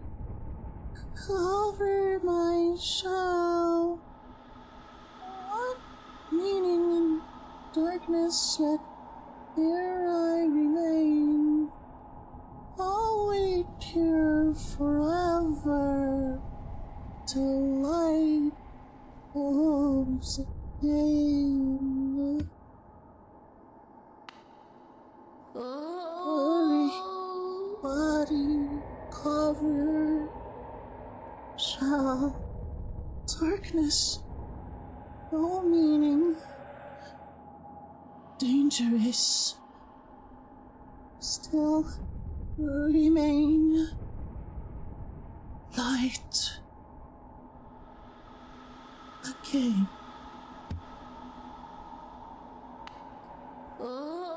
All right, Mila, I'm never talking to you ever again.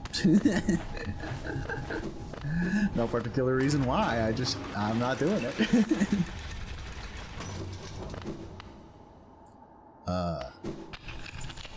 One big yap after another.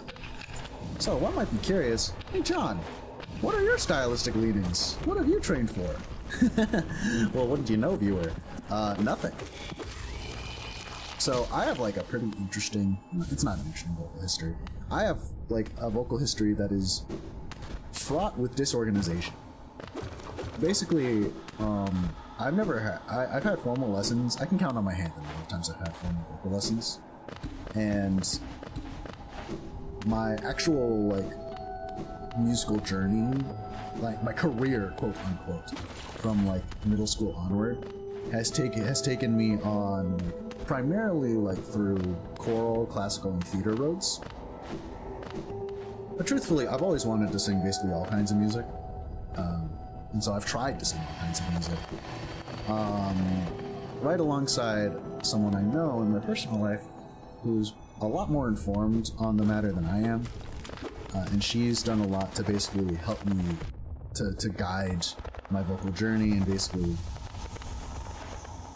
you know, inform, like, what choices I make and how, right? And inform my bodily awareness and, like, how I go about doing things. All this to say, all the stuff I'm saying, it is not formally obtained knowledge.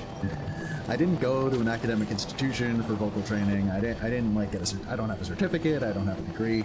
That's why if someone asked me like, hey, could you teach me how to sing? I would probably say no. And then I would be like, I could refer you to someone who's like a certified educator. I know things that work for me, and I can try my best to verbalize them for you. But by no means do I trust myself to actually teach you front to back in like a structured way how to sing. Or do any voice work for that. I don't trust myself to teach someone how to do something front to back with anything. Because, like, I offhand cannot really make a syllabus or like a curriculum for teaching voice. I don't think that I have enough knowledge to do that. I can maybe do that for like certain board games and video games. And that's like a microcosm of teaching, you know? Teaching a whole skill is like a very involved process, you know? And I just don't know if I have it in me to do that. Much as I would love to like kind of onboard people into like the journey of singing, because singing's great and everyone can, and I ardently believe everyone can do it. Like, the only asterisk being like if you have like a severe like anatomical medical hindrance. Like, oh, you got a stoma, you got a big old hole in your throat, or like you're mute or something like that, right? Otherwise, like, you could be like tone deaf and I still think you can sing well, right? Like, to be clear, musicianship and vocal technique are separate things. They do kind of like go hand in hand at some point, but you can have like professional level vocal technique and absolutely dog water musicianship. As someone who has sung in a decent number of professional choirs, I have seen people who had exactly that, and I've also seen people who had the opposite. Like people with like very slipshod technique, but stunningly solid musicianship, you know? Ah, yes, the No Telegraph book, my favorite.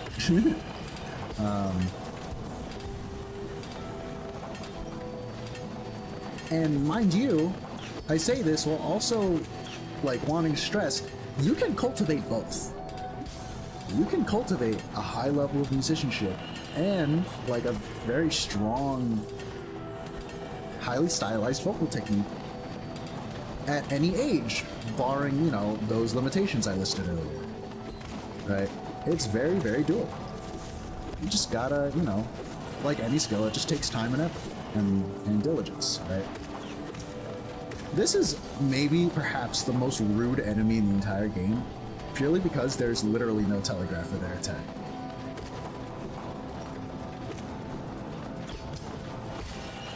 Like, what is that about?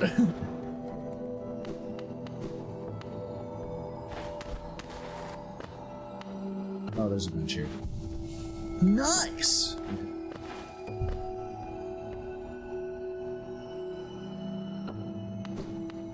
What was I gonna say? Hello again.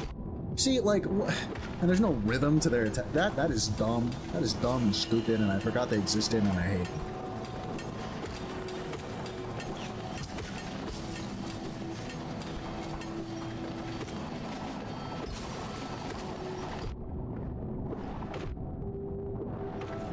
What? Alright. I cloud myself there a little bit, but you know, it's fine. It's okay. We survive. Jesus.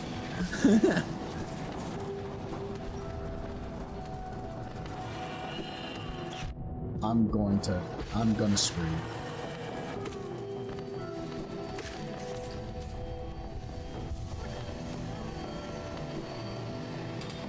You don't have a map for this area, numbnuts. Oh, jeez. Ow.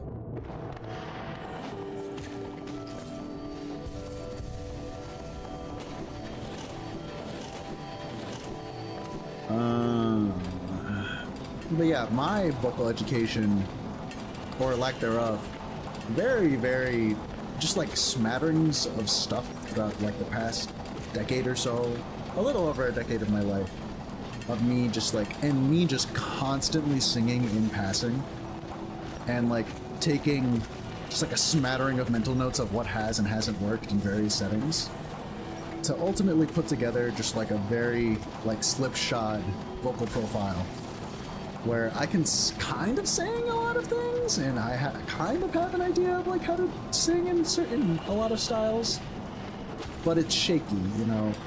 It's not as solid as I would like, and it really is just a lot of guessing, fundamentally. Which leads me to believe, right, or like, I think it would be safe to assume that I'm not like particularly strong in any given style, you know? I just try my best. You know, I have fun sometimes.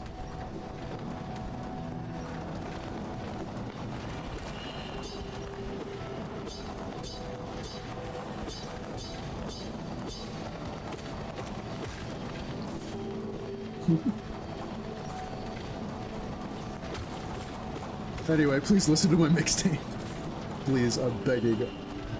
I need to put food on the table somehow. Alright, okay.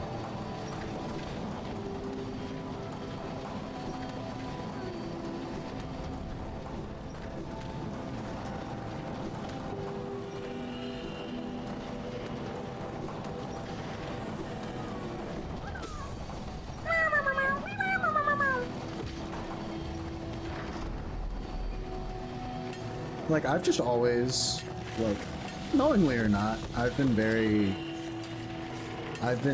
attached to just doing things with my voice. Like, it was making funny voices was like a central part of my family's sense of humor growing up. Like, my siblings especially were very, very good at it. And so I also wanted to be good at it. And I think that I'm just okay at it. But, you know, we try our best, right?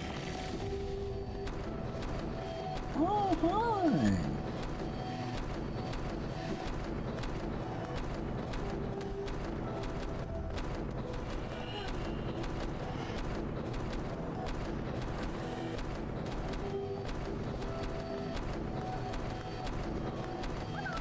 You just walk through. Oh, yeah! I unlocked it. I'm very happy for my wiggly little friend. Like, growing up, just like doing voice work was so important to us, and it also just made us really happy to be able to quote things in ways that we found like semi-accurate, even if it's often like overblown or like over-exaggerated, you know? It was just a lot of fun. And also singing is very important to my family. We're a big karaoke and singing family.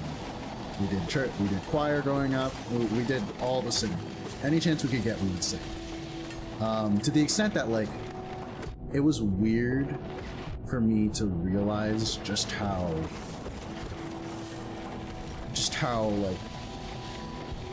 much, like, other households would prefer you don't make a lot of noise. Like, I would meet people who are also, like, vocalists and stuff by trade. And they would be like, yeah, no, my family hates it when like I practice in the house because I make so much noise. And it was like a lot of them were like that. They would be like or like a pianist, right? They would be like, yeah, my family hates it when I practice because it makes so much noise and, you know, whatever. And it wasn't until recently when I like came face to face with the realization, like, damn, music and noise in my house was just so natural, you know?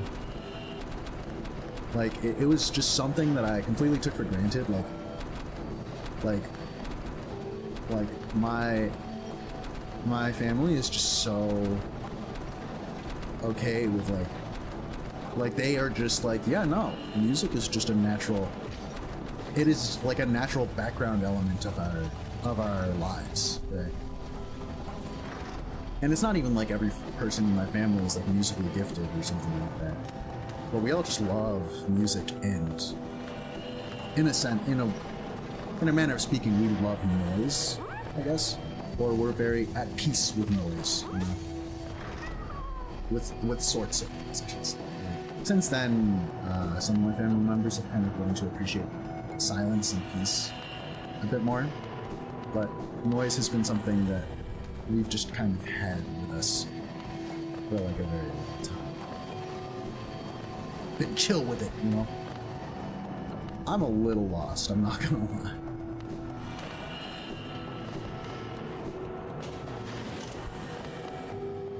I believe there's a fork in this direction that I did not take earlier. So I will go investigate that now.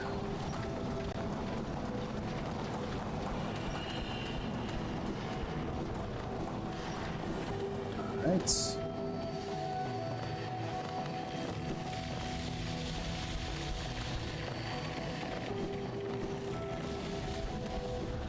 Right, this one.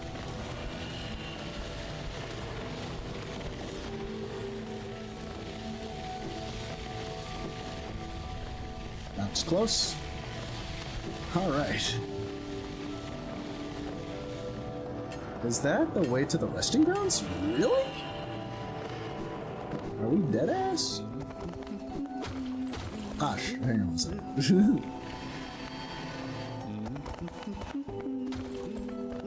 Hang on a second.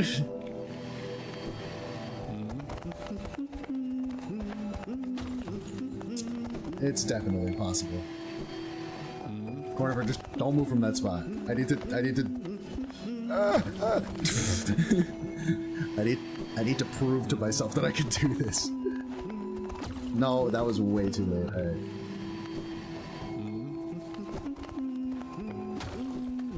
Yes!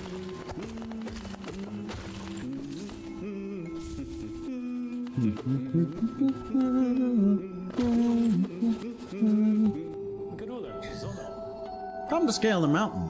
Come to scale the mountain. I've heard tale of a summit way up there. Too far for me, though, and I'm not really one for heights. Nope. Not interested then. Yes, quite understandable. Exploring without a map, finding your own way through unknown caverns, all very nourishing for the soul. Perhaps we'll meet again on our travels. Have you changed your mind about buying a map?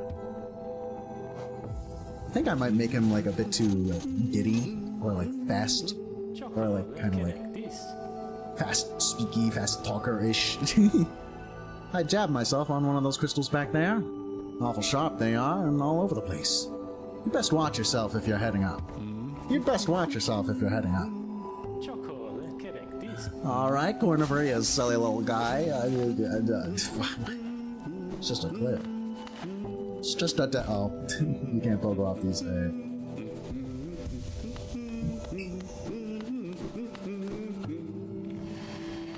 Joyful noise.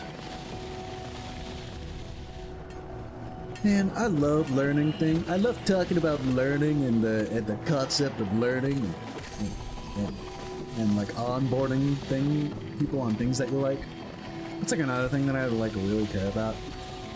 Am I really about to get into this? This is also like another really long diatribe about stuff that I care about. So,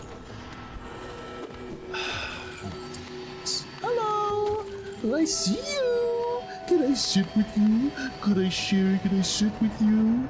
Are you lonely? Would you like a friend? Can I sit with you? Would you give me a moon if I sit with you? Like in that one Mario game? Alright. Come on. Oh, really? Okay. Oh, jeez. Alright. My bad.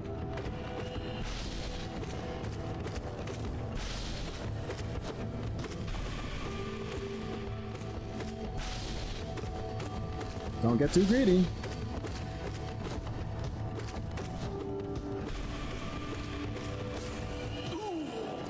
Thank you.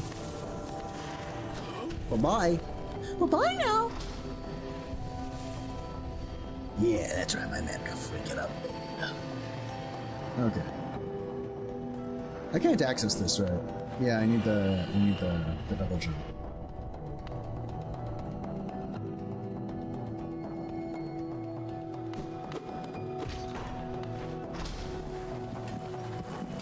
What does this go? Resting grounds? Does every place lead back? Are they digging holes in my mountain?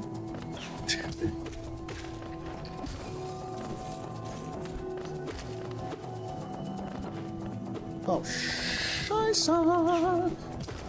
You see, why did he shoot so fast? Like this game is rigged. Do you know where your children are? I bet not. So.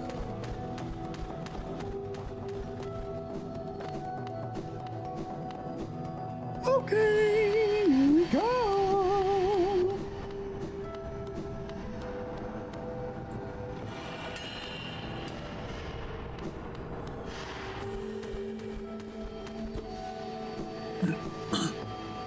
When do I want to stop?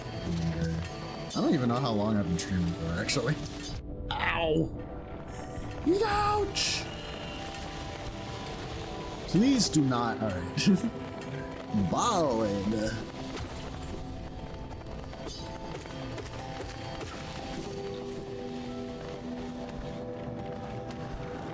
Oh my gosh.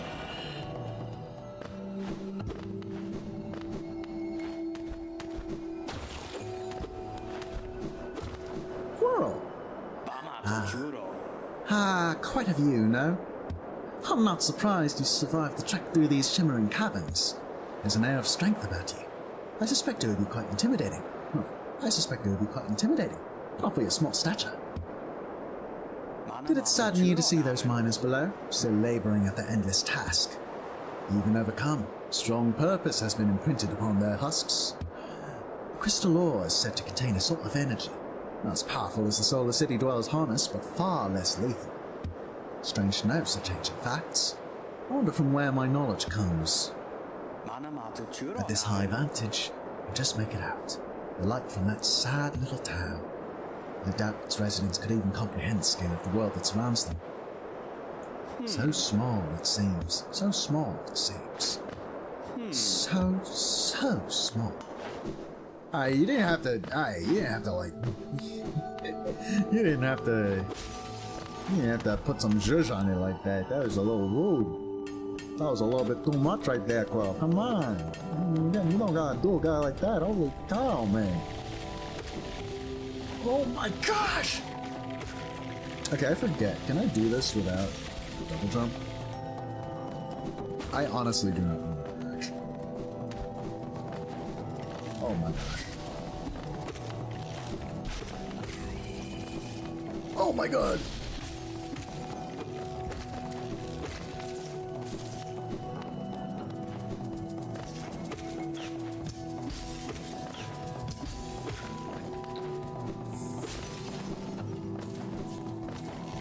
Okay, well. What am I gonna do about that one? Oh! Alright, well, I'm down here now.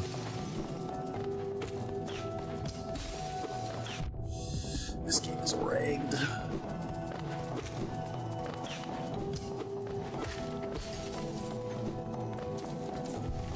Are we serious?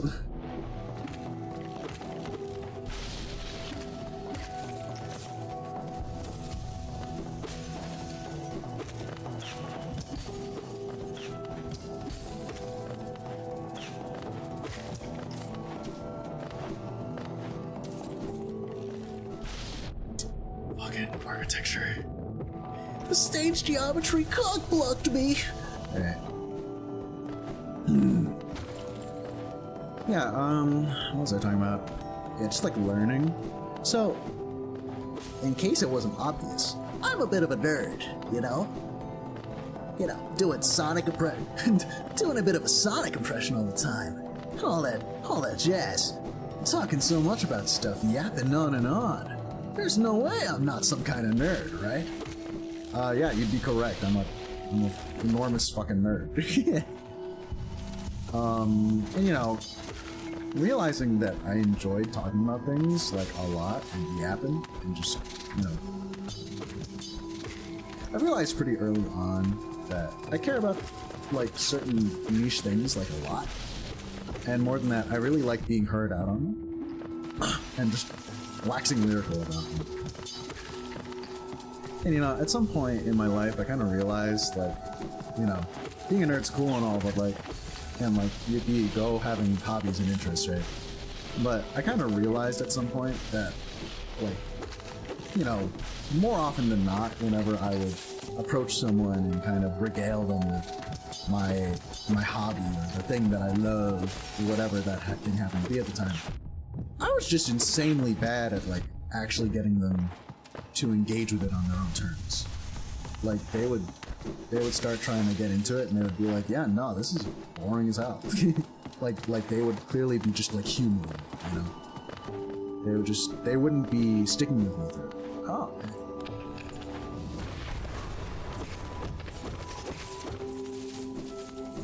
I did not know that was there.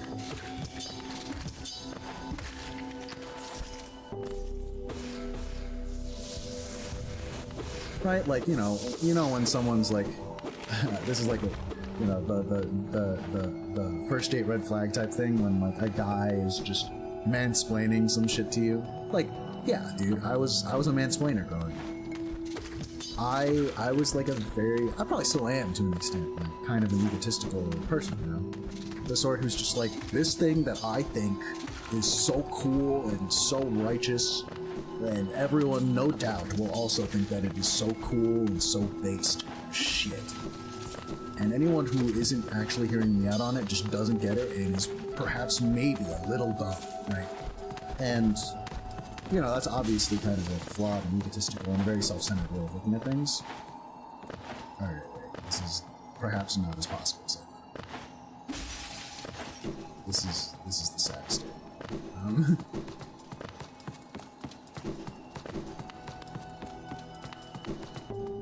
I think I need to respawn the flyers in here.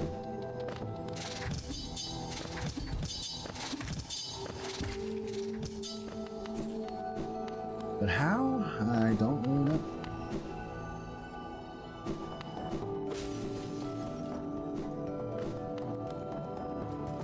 Okay. Let's do this.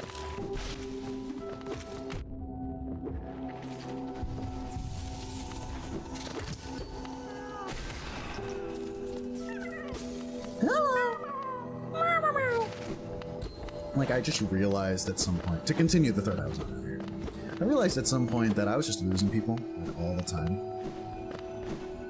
And originally I would have been kind of satisfied to just conclude, like, oh, they just don't get it. You know? But at some point I realized, like, no.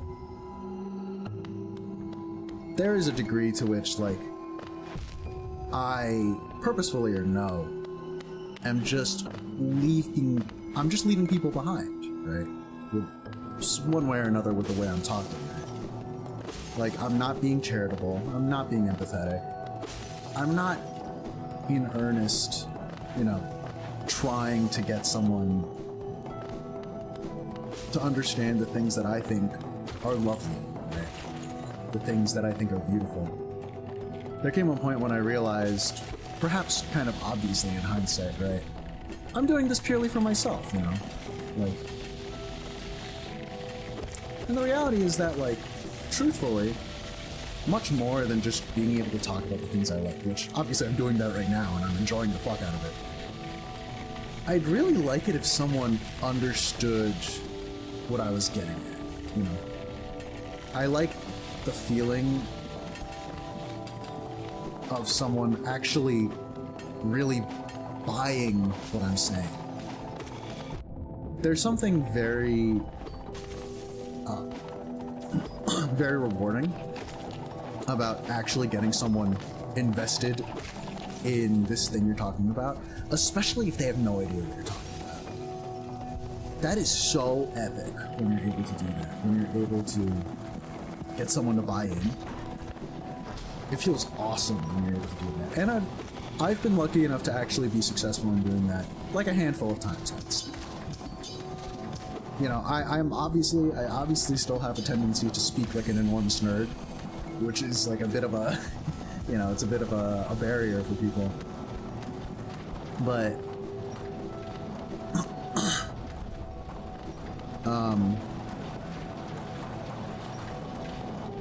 wow, I completely zoned out.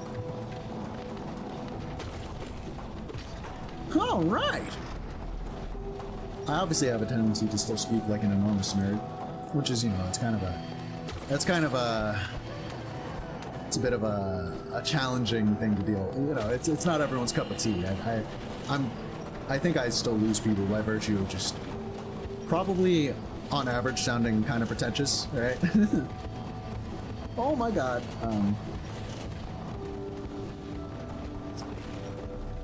But like, there came a point where it became really important to me to talk in a way that people found engaging. That people found, like, genuinely inviting and, like, fun to listen to. Fun or interesting or engaging, what have you, right? Like, whatever works. Like, developing ways of talking that are, like, inviting, not intimidating, not exclusionary, like, engaging, energetic, you know, really fun, and, like, got people actually interested and wasn't discouraging to people who were unfamiliar. Oh my god, why?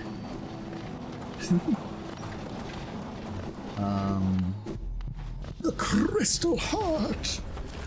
I now have a rock in my chest, and I can use it to go fast. Consume the crystal heart. Hold L2 on the ground or clinging to a wall to concentrate the force. Release the button to blast forwards and fly through the air. All right then. And you can also press X to cancel. Actually pretty important. Actually, I don't know if it's actually that important. It is important in, I believe, Path of Pain, but not here. Not for like almost anywhere else in the game. Like, I think I literally learned how to cancel the dash in the White Palace. Because I was like, there has to be a way to do this. Goodbye, you little critter. Goodbye, you little idiot.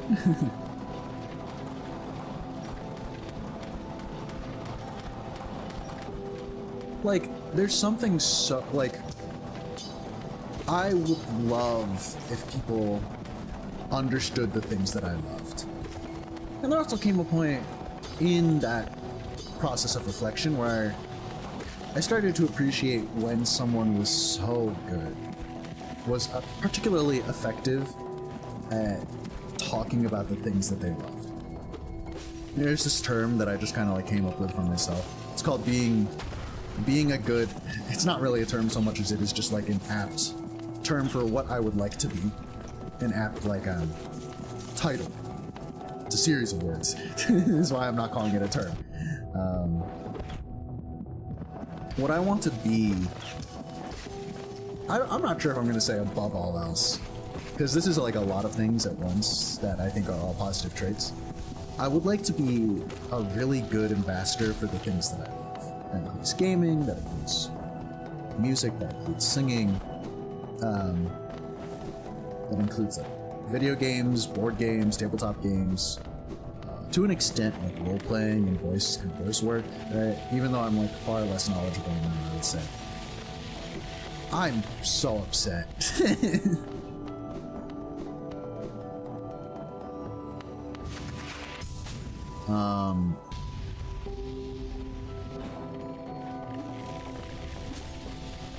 What am I doing?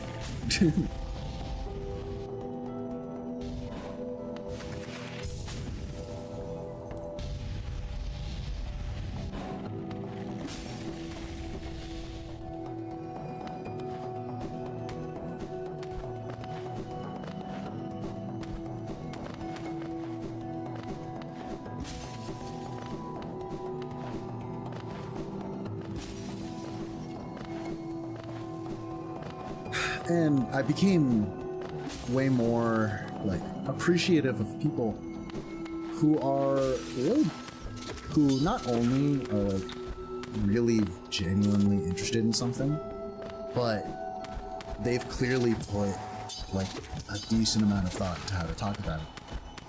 And the thing is about that is that like the reality is that I think most people in the world, provided, you know, they've been given the space to actually cultivate themselves in this way, most people in the world have at least like one or two things that they're really, really passionate about, right?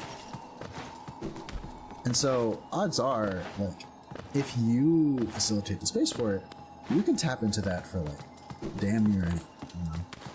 It's possible. You just gotta make the space for it. And it's a handy tool, you know, like being able to get someone to open up like that. You just need to learn how to, like, you know, be empathetic and be welcoming and kind. Suddenly, like, the ability to be a strong ambassador for the things I love became like this all-encompassing duty to, like, you know, love people and try my best to understand and maybe even come to love the things that they love, right? That would be great, you know? If I can develop an appreciation for at least one thing everyone loves. Isn't that awesome? Wouldn't that be sick? Suddenly everything becomes really cool when you frame life that way, you know?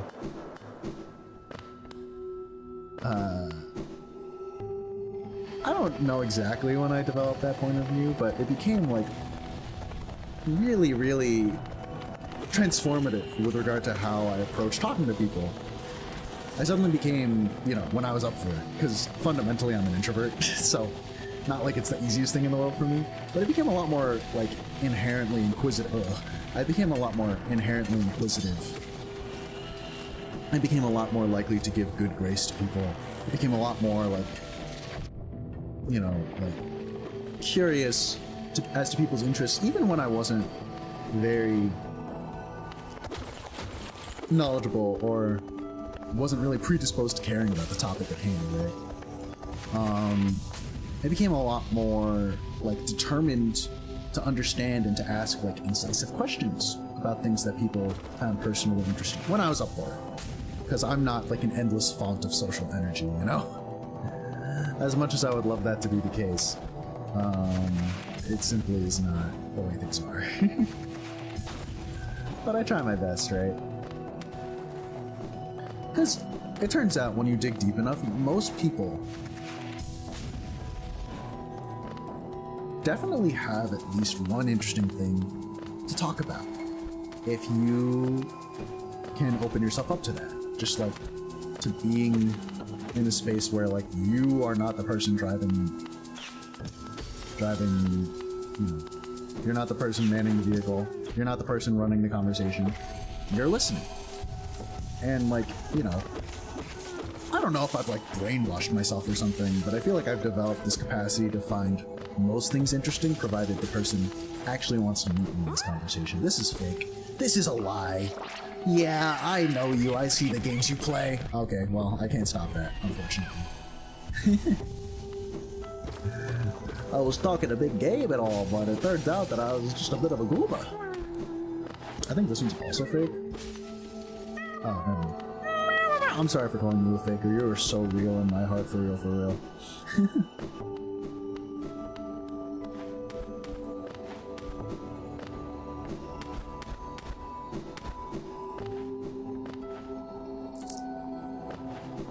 It's just... when I realized how much it mattered to me that people cared about the things that I liked, it suddenly became really important for me to respect the things that people liked. You know, provided, obviously with some asterisks, like, oh, yeah, I like murdering people, like, no. No, I am not, no, I'm... Call me a killjoy, I'm not endorsing that. I'm not just casually endorsing that, you know? Oh, hey, I hit my 6th mask, wow! The white savior... The maiden woke in darkness. Confused, she reached out. Sharp brambles jabbed at all sides. Burning acid bubbled close below. What nightmare had led her here? What hope of survival remained? Doomed, she thought herself. Into despair she fell, until a light bloomed far in the distance. A bright, glowing spot fast approaching. It swept majestic about the thorns, leapt above burning waters, and dove towards the maiden.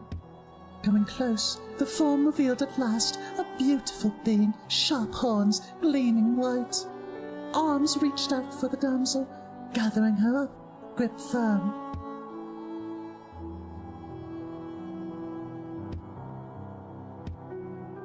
Why is she laying down like this? Like this, like, draw me like one of your French girls' ass pose. It's really funny.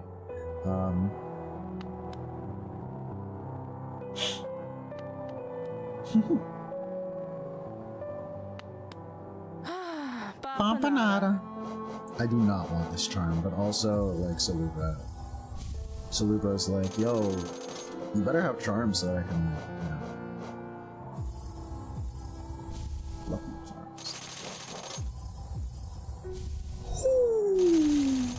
Thank you very much. Sanjo.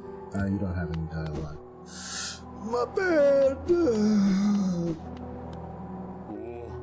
That noisy old lift! Where does it go? Up to the old mines they carved into the peak, I suppose. Have you been up there? It's true that crystals grow everywhere you step. A villager brought some of those crystals back to the village once. I don't quite understand the allure myself. Can't eat them. They don't make very good pillows. Hardly seem worth all the trouble to me. Did you know the caverns continue even below the cavern? Few have ventured that deep, so the details are scant. Those who made it back told of impossibly old structures, and roads formed as though the rock itself possessed a will. Feeling tired? That bench may be iron, but I assure you it's quite silky soft. That tush may be delicate, but that bench has held many like yours. I assure you it is well worth the seat. Just sit down, take a load off, unwind. R&R is a good thing.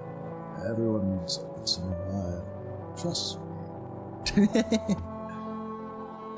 Alright, thank you, Elderbug. Bye-bye. Thank you, bye-bye. Alright.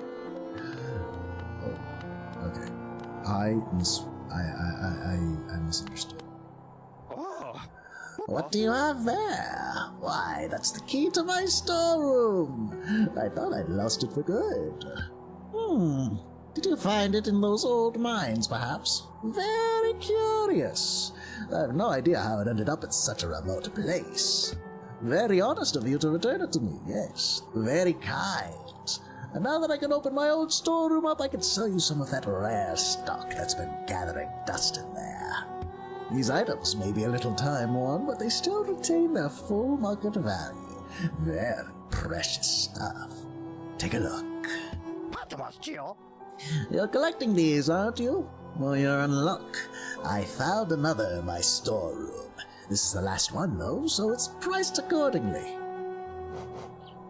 An explorer found this fancy key floating in the waterways of the city far below us. I've not cleaned it. That's fucking nasty. What the hell? Alright.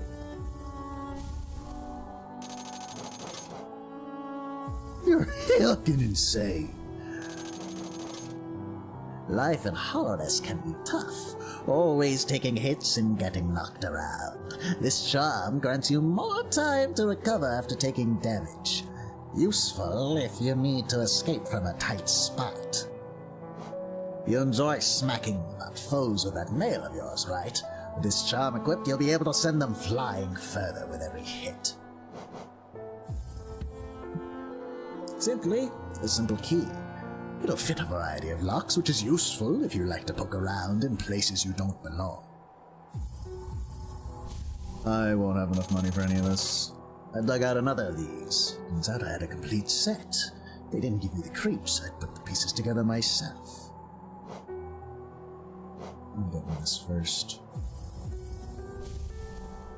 Thank you, Sly. Thank you. You found a new nail, then. It looks much finer. It looks a much finer weapon than last. Oh, this is the same nail, but it's been honed by someone extremely skilled, huh? A nail is an extension of ourselves. It is the instrument by which we shape the world around us. It's a sacred duty to keep its edges sharp. Sorry, I shouldn't ramble on like that. Let's talk Geo instead. I noticed that giant-ass fucking nail you have there, Slide. Don't think you're slick. I'm watching you, Nail Sage. Yeah.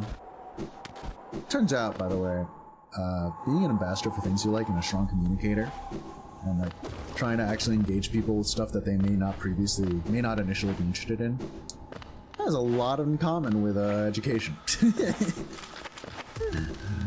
It turns out that attitude very much goes part and parcel with being just a good teacher. It's kind of tough. It's really hard to get someone who's really passionate about math, who also is really passionate about, discussing that with other people, sharing that passion with others. Like, this is something that I don't really understand, honestly. Like, they're obviously within the college or university circuit, there's a lot of professors in there who are just like, oh, because you're a professor, you also have to teach, and they don't want to do it, So they're just like, fuck, I'm just here to do research. I don't fucking know how to teach people for shit. And so a lot of professors, especially I notice in particular it happens a lot in STEM fields. They just don't know how to teach particularly in a well that kind of funnels people into into like actually wanting to pay attention, you know, in a way that kind of just grips people, right? Like a lot of professors are just not that, especially newer professors are just not that great. And even older professors, they're also, a lot of them are also not good at it, but in like kind of a different way, you know? Like for newer professors, they're just like, they're, you know, they got like stage fright. They're just like, ah, man, these kids, I don't want to do this, and these kids obviously do not want to listen to me, and it's gonna be awkward, and like, I hate it, it gives me anxiety. Like a lot of young professors are pretty anxious, and like, they clam up a bit. They're like not very, unless they went into the professorship with a specific goal of like, you know, sermonizing on their passion, right? More often than not, if they're like a research first kind of professor, it's a very like wrought profession to like have to teach, and it's a very nerve-wracking and kind of like, it's a very nerve-wracking profession and kind of a chore. You go from being anxious to being jaded pretty fast. And then there's the old professors who are not good at teaching, who I will get to in a sec after talking with after voicing Martha. Ah, well met. Yes, I thought I could sense the aura of a fierce warrior approaching. I'm impressed you found my sanctuary here at the top of the world. No doubt you've endured many trials and overcome many foes in your quest to find me. No, don't speak a word. I, Nail Master Motto, who was taught the art of the nail sage, of the nail. Wow, imagine? No, don't speak a word. I, Nail Master Motto, who was taught the art of the nail by the great nail sage himself, hereby accept you as my pupil. Let us begin the lesson immediately. No. My pupil, why do you hesitate? Do you think yourself unworthy of my nail art? Do not fret. I too was once like you, unsure of my own strength. Stay here with me and meditate. And once you are ready, we can begin the lesson.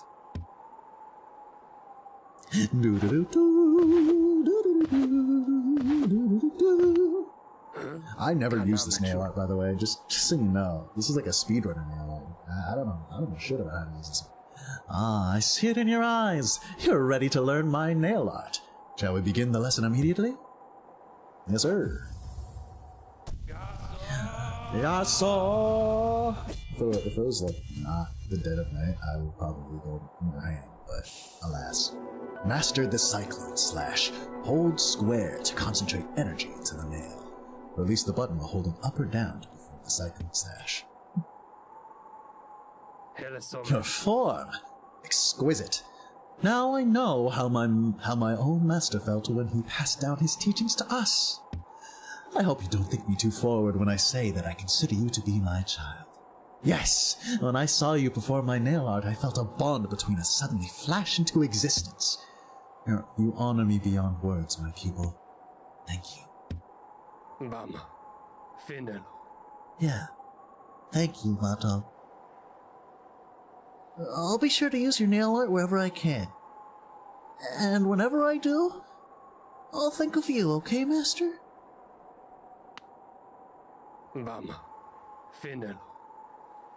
You honor me beyond words, my pupil. Thank you. Mamo, Fined. Let's get out of here! Alright. That's another % off the docket. Oh! you know. Yeah, I'm just kind of slick. I do spins every now and again. Alright, well, that's not a good first step. Gorb! Here lies Gorb, the great mind. I'm sure he is. Garbok. Boom.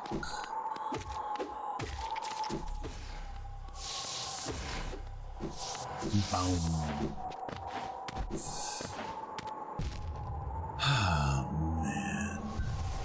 Oh no, oh jeez, oh no. I just like to have no idea how long I've been training for.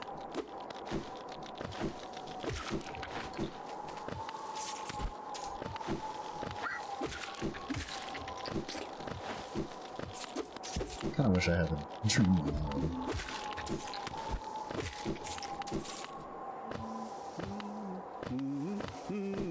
Hi, Corny. Enjoying the bracing air.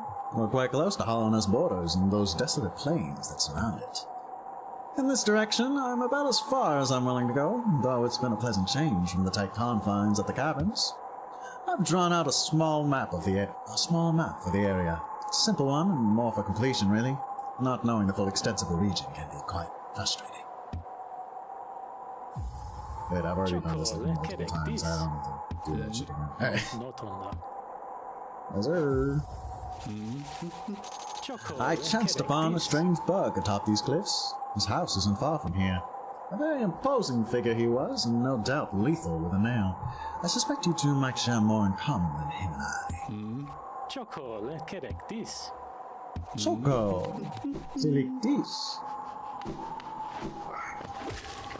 I don't really know how to voice Cornifer, honestly.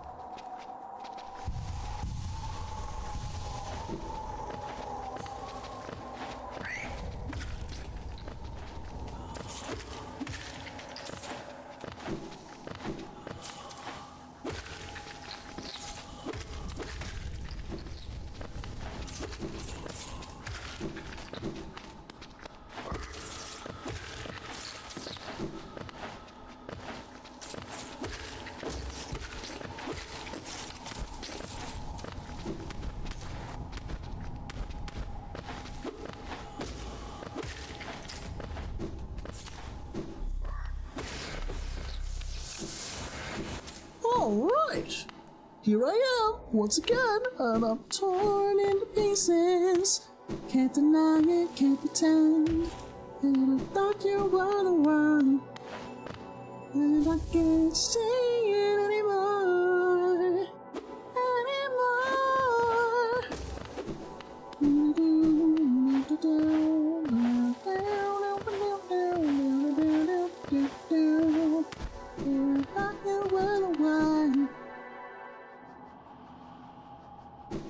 Can you believe there's another one of those?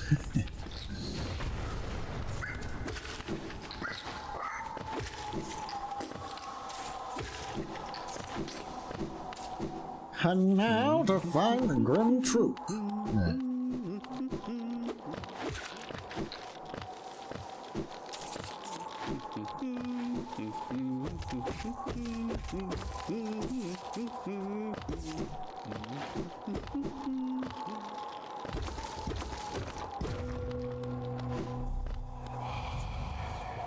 Higher beings, these words are for you alone.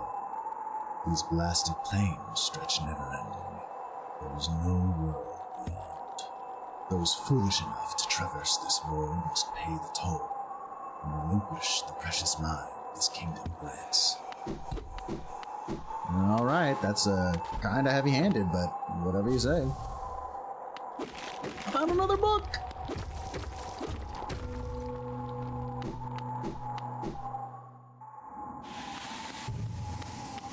Speedrunners do this. I definitely cannot, though.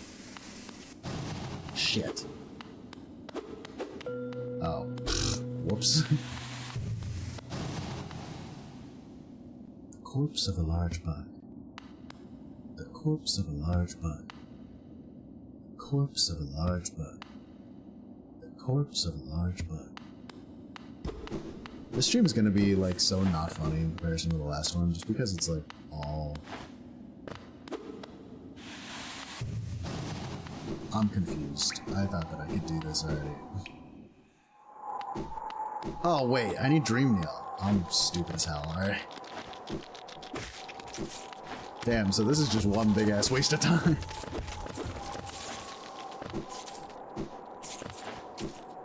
I mean, I'm gonna have to come back here anyway, so it's okay.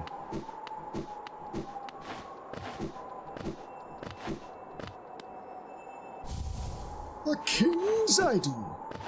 Yes, I am a king. Unlike my dad. Fucker. Alright.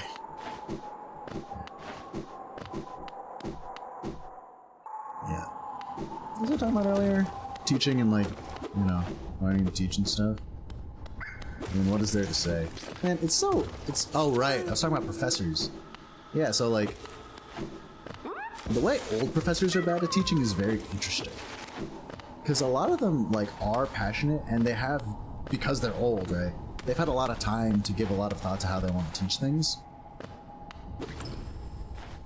And credit where credit's due, like, yeah, a lot of them have become, like, in their own right, like, some pretty compelling kind of speakers, right?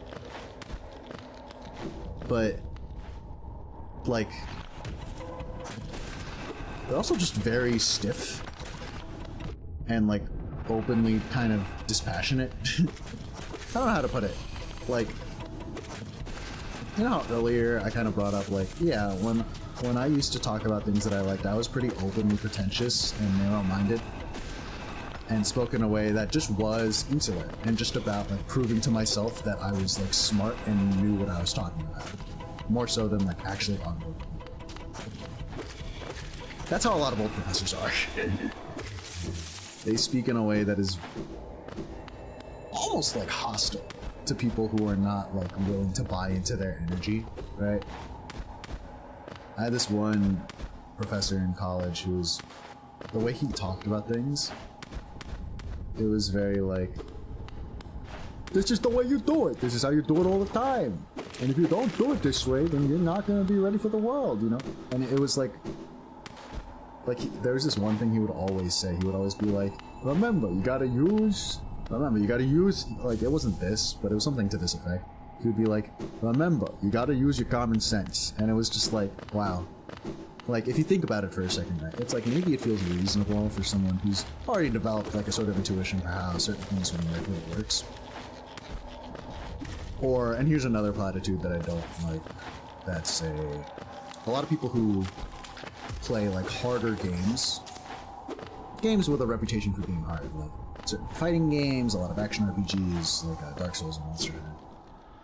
They will say something to the effect of, like, oh, you can definitely get this. It's easy, right? It's really not that hard. From their perspective, the idea is that, like, oh, it should be encouraging, right? Because it's like, I'm trying to illustrate for you that this is not a complicated thing. That is to say, it is very much within your grasp.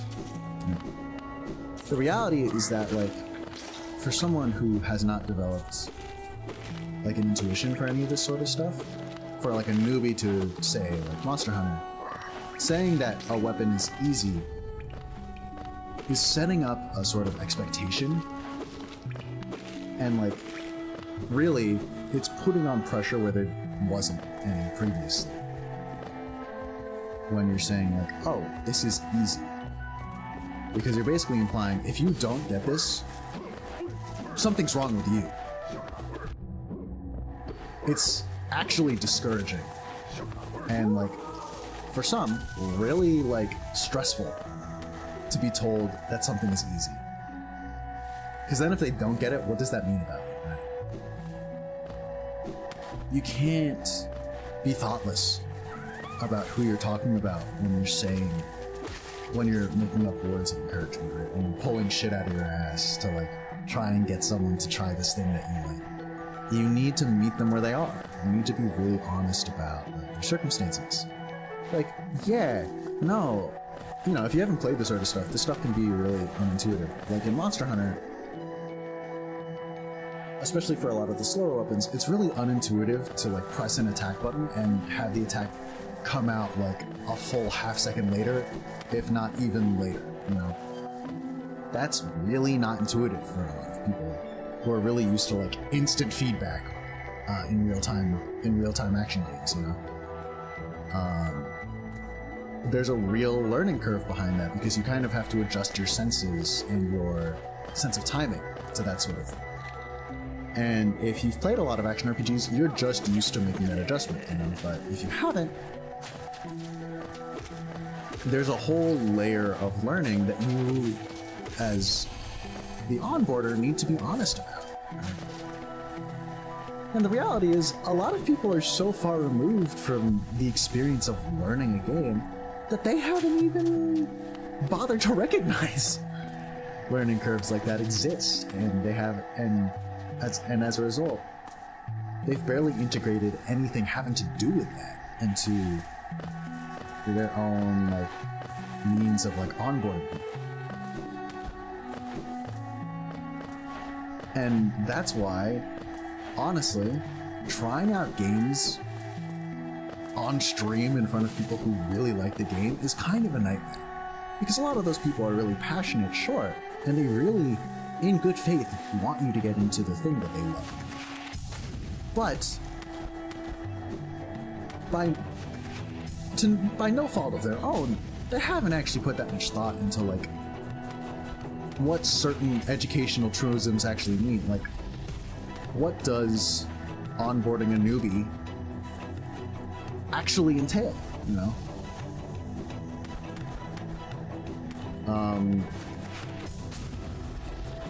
Fuck.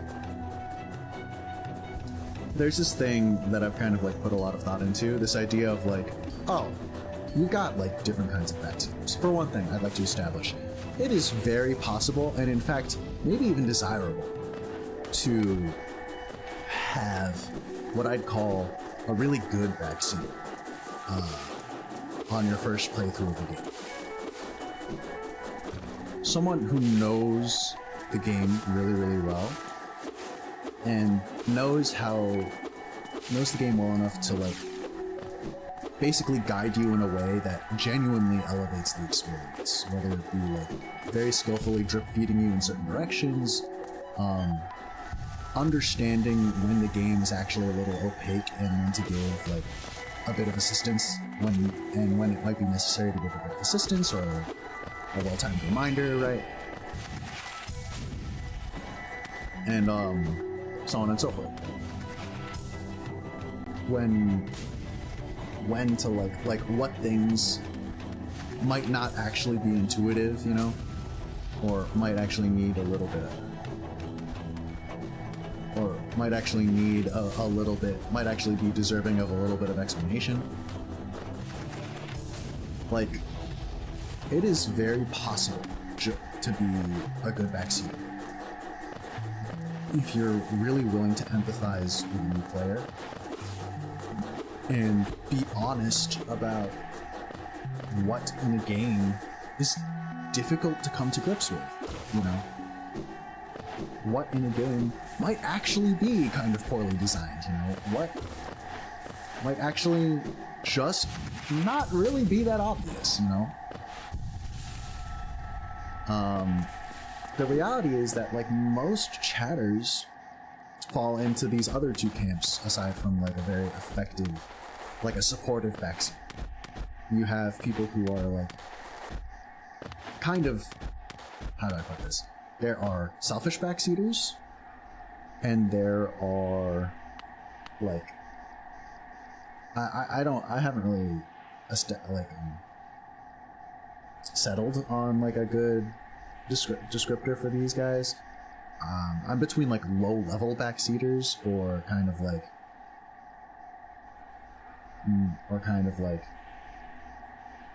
thoughtless is a little too heavy-handed.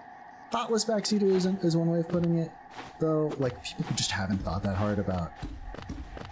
Or another way I'll put it is kind of like nonchalant backseaters.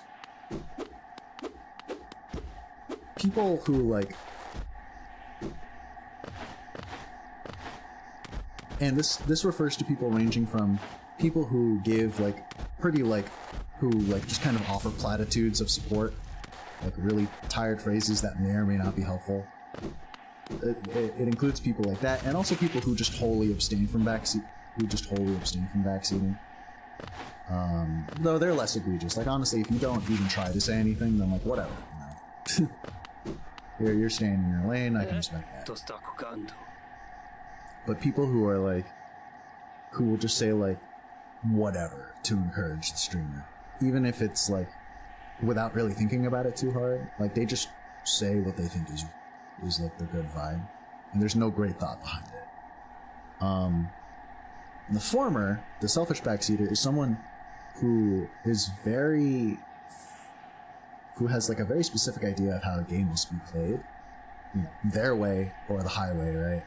And they are kind of unilaterally forcing that upon the streamer in their speech. And these people are usually a dead ringer for like these kinds of players is when they keep on asking why the streamer is doing certain things, and they are insisting that there is a wrong way and a right way to play the game. Like you're doing this wrong, right? Obviously it's context sensitive, but like, you know, they're very impatient. They're very impatient. They're quick to pick at supposed mistakes, and they're kind of merciless. They tend to be kind of merciless. On the flip side, nonchalant backseaters just kind of like, you know, they're broadly supportive, but they don't really give effective advice so much as they just kind of say things that they think are nice to hear for the streamer, that they think will encourage the streamer without giving any great thought to it. A dead ringer for this is like people who are just like, oh, you will get this in no time, it's easy.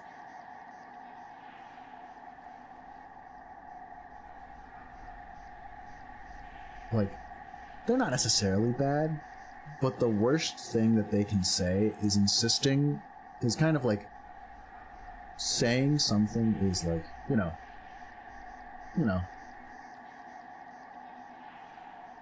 giving really half-hearted support. Like, oh, this is very doable.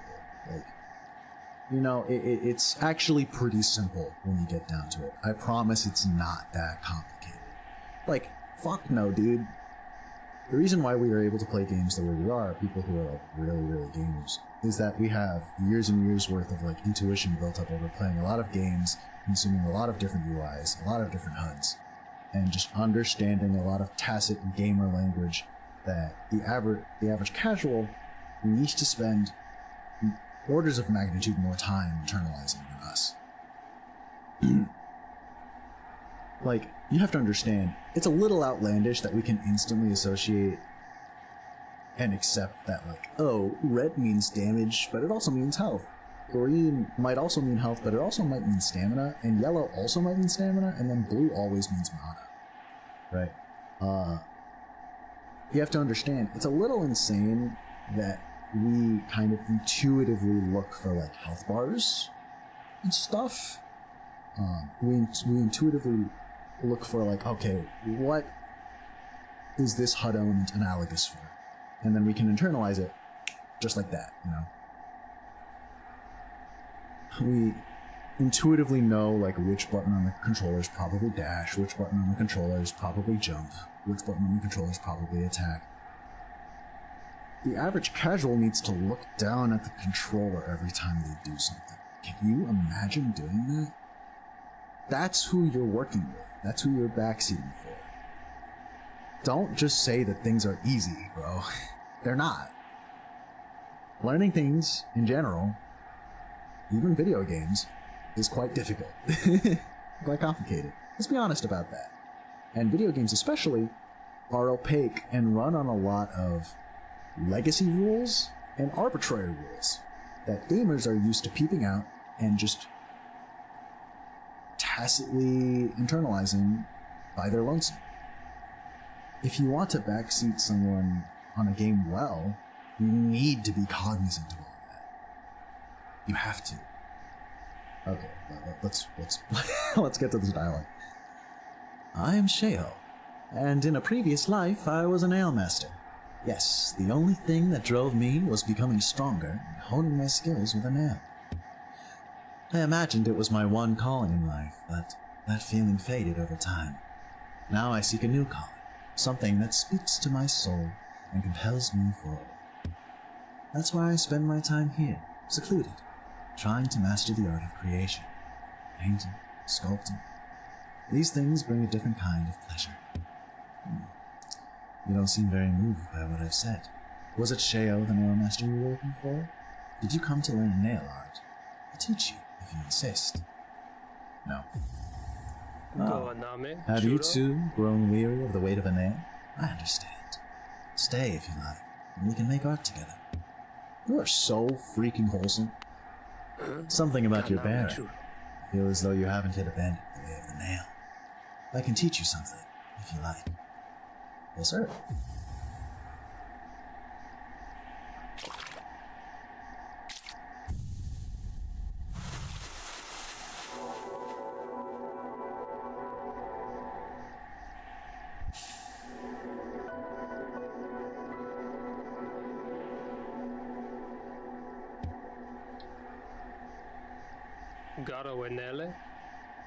So, my work doesn't move you?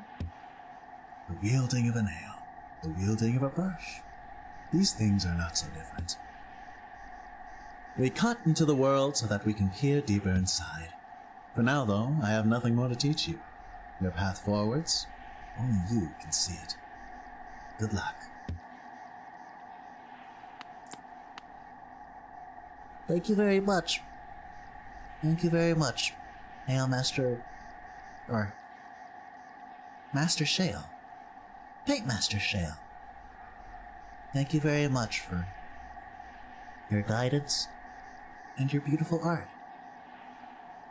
I'll be sure to come back one day to paint with you. Until then...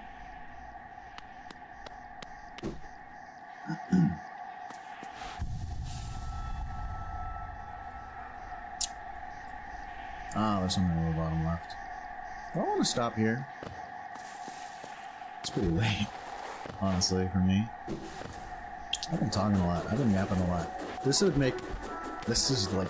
I'm not going to get a single clip out of this. It's purely like a Say Jam talk show-esque, like, long-form video kind of thing, you know?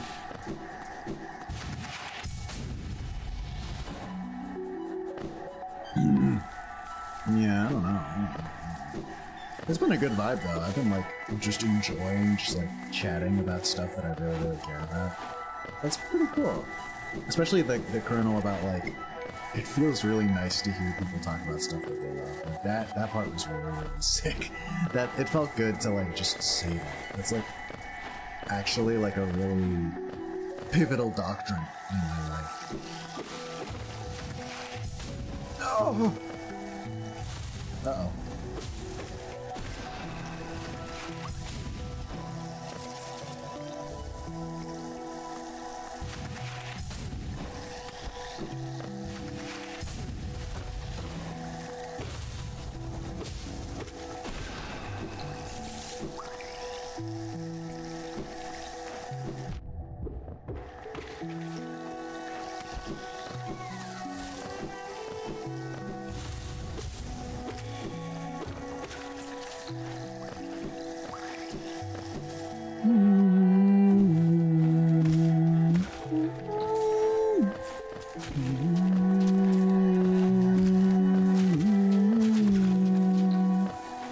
I like how at the top of the stream I said that I would sing more.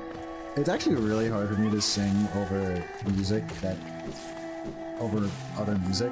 Like, it is just not intuitive for me to do that, honestly.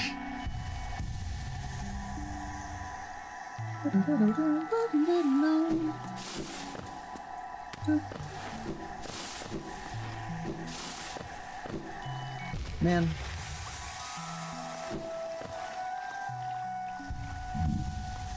The one time.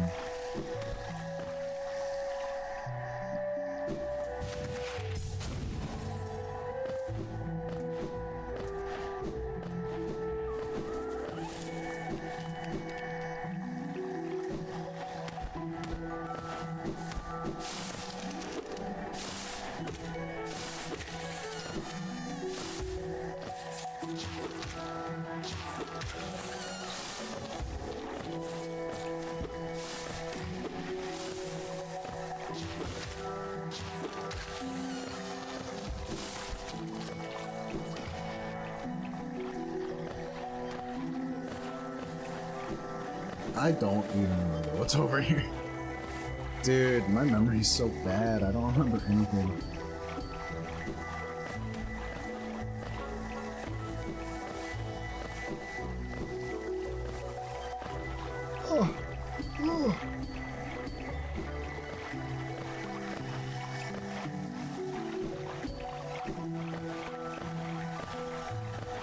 You almost choked to my death right there. That was a close one, wasn't it?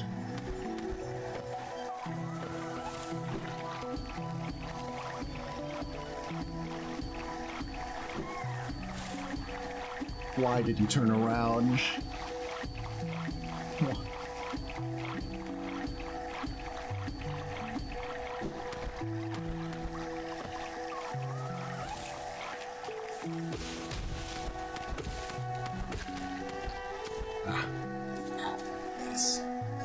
My freaking face! Oh, lucky me. Alright! Dude, I should stream earlier so that I can actually like sing out loud and just kind of like vibe without being worried about how late it is. I'm so excited to be called out later for how late that I streamed. Though once our lands, a pale being lays claim to the caverns ahead. It may appear benevolent, but it does not share our dread. Be wary to wander that place. You talking about the White Queen? I have an inkling you're talking about the White Queen there, bub.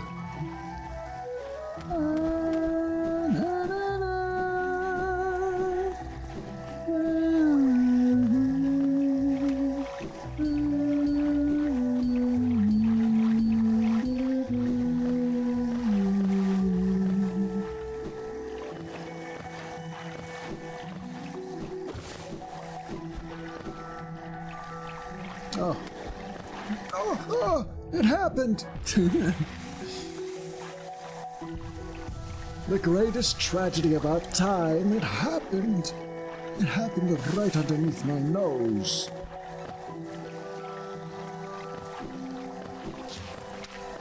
Alright.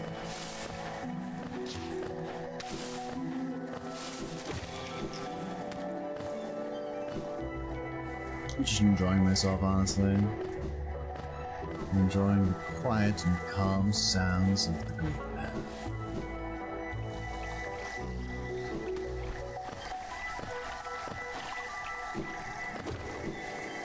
Is this the part where I pull out one of my secret bits that I think is funny, and then I just start running it, like, without any leading line, because I need to fill time? I mean, I don't need to fill time, I can really just hang out. It's kind of interesting. I need to, like, I wonder, on average, like, if you took a... if you took, a survey... Uh-oh. Okay. If you took a survey of every single streamer, like, what percentage of their stream is actually spent just, like, not saying? Like, there's no downtime? There is downtime, and they're just, like, they're vibing, they're not saying anything, they're just letting the moment rock, you know? Because, I'm talking right now, and I'm just like, man, I love talking, I love chatting, I love talking about stuff that I care about. The reality is, like, I only really need to make this point once, unless, like, you know, more chatters come in, and, like, you know, they're just like, yo, what are you talking about? In which case, obviously I'll oblige, and I'll, like, you know, I'll retread some material, right? But broadly speaking, I don't need, you know, the stuff I'm saying, like, for myself, now that I've said it on stream, it doesn't really bear repeating. Oh! Yeah, sorry about that. I wonder if that's, like, if people don't... There are, like, a lot of vocal utterances I need to get under control. Admittedly. Like...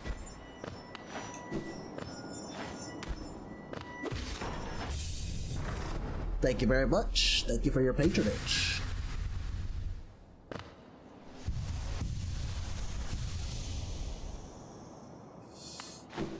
So, am I really about to go to Deep Nest?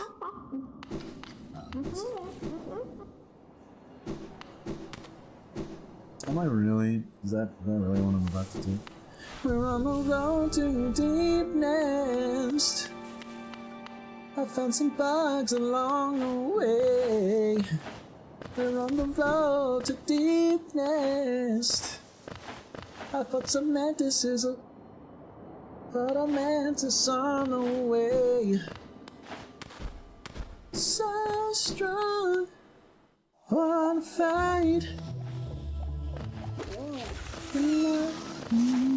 And we come it as far has come through in the battle. You will win the battle, Pokemon.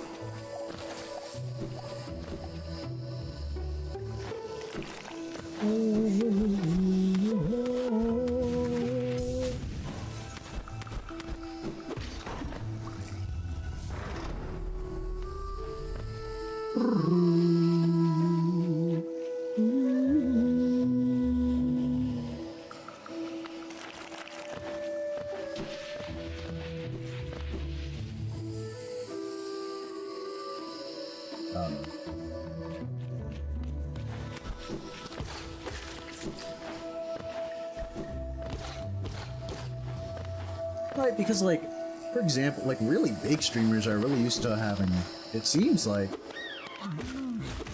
really long periods of downtime, honestly, you know? Like your Hassans and stuff, even like their Ludwigs, like, you know, they're just like staring at stuff and they're just kind of like, you know, they're like literally like not doing anything, you know? And like credit where credit's due, they're streaming for like way longer than 3 hours of stream, right? Sometimes. Like Hassan especially, he's like streaming for like 9 hours.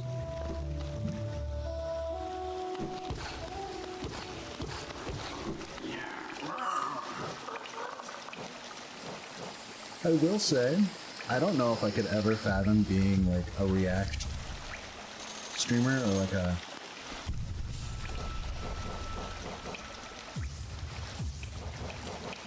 Sorry, what was I saying? I don't know if I could ever fathom being like a React or a watch along streamer. That shit sounds weird as hell to me. And like, honestly, not that fun.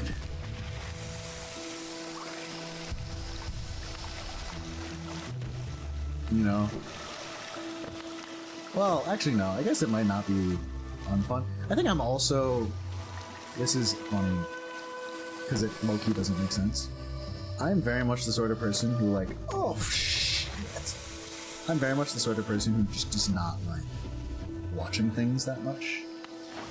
Not that I think that like, that type of media is categorically like, just worse than like, I don't know, video games or like reading manga. I really like video games and reading manga because there's this sense that I can wholly control the pace to fit like my own needs, right? Like there's a certain, like I can appreciate television and stuff, don't get me wrong. I think animation and television, like there's a lot of cool media of those types all over the place. But for me, just as like the consumer, it's just frustrating to have to devote a lot of time to it, it feels like. Which is so interesting, because I like video games. And theoretically, like, yeah, I can take video games at my own pace, right? Like, video games take about as long as it takes for me to like, beat them. But, like, television, you can at least like multitask, right? You can do other stuff while television is on.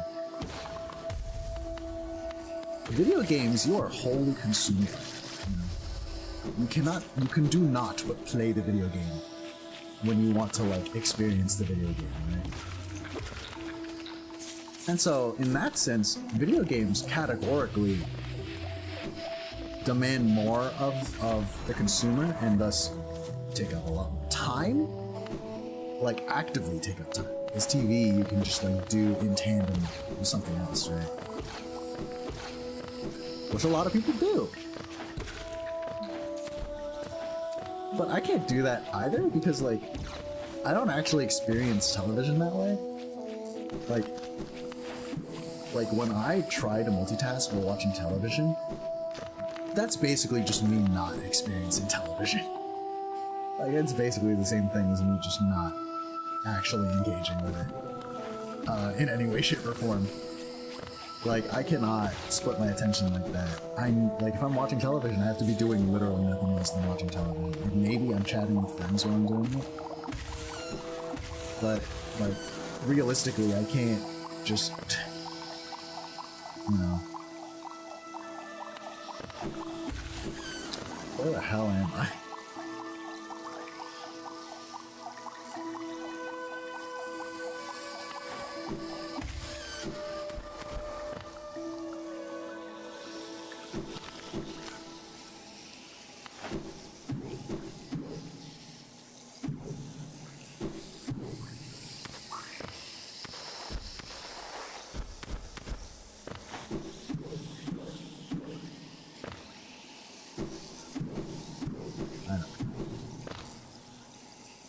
Whoops! I didn't go low enough earlier.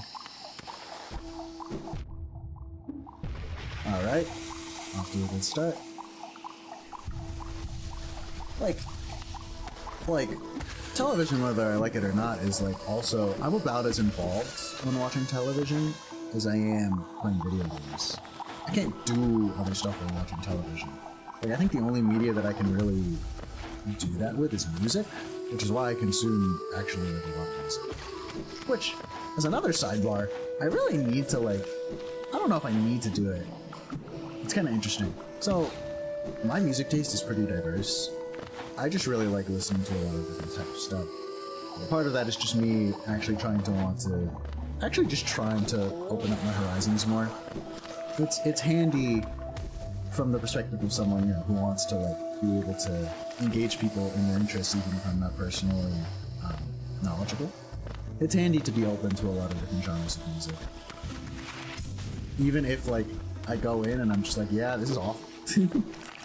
Like, for one, dude, I don't know what to tell you. I hate the shit out of Marshmallow. There are apparently some people who like ride or die with Marshmallow. I was like in a Discord once, and someone was like, yo, I really want to be there for the stream. I really want to watch the stream tonight, but I can't because I have to go to this Marshmallow concert. And I was this close to being like, really? you have to? And he's like, yeah, I mean, what am I gonna do? It's Marshmallow. And I was like, as if to imply that Marshmallow is some like once in a lifetime generational talent whose performances are like must see experiences, right? I don't know, it was just so incredulous to me. I was just like, there's no way this is actually that meaningful of an experience for you. Like, it's Marshmallow. Marshmallow, who quite possibly makes some of the most, like, boring to the point of being uniquely and perhaps even offensively boring music I've ever heard in my fucking life. Also, how the hell did I get all the way up here? Gosh, I am not following the map for shit. Yeah, we're just fine.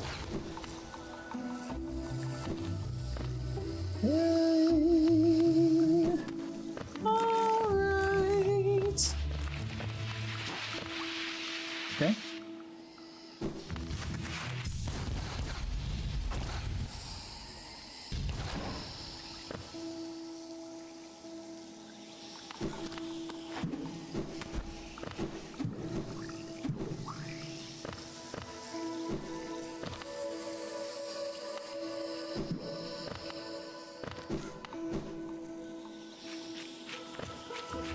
But, you know, in the process of trying to listen to more music,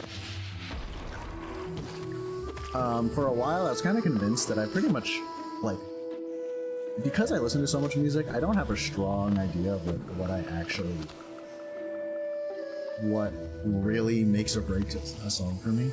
I just like and favorite, like, a lot of different things, and then eventually, like, I just have, like, a very far-reaching, like, kind of catalog of music. Not like I've touched every genre, but there's a pretty strong... I have like a pretty colorful stretch of stuff, you know?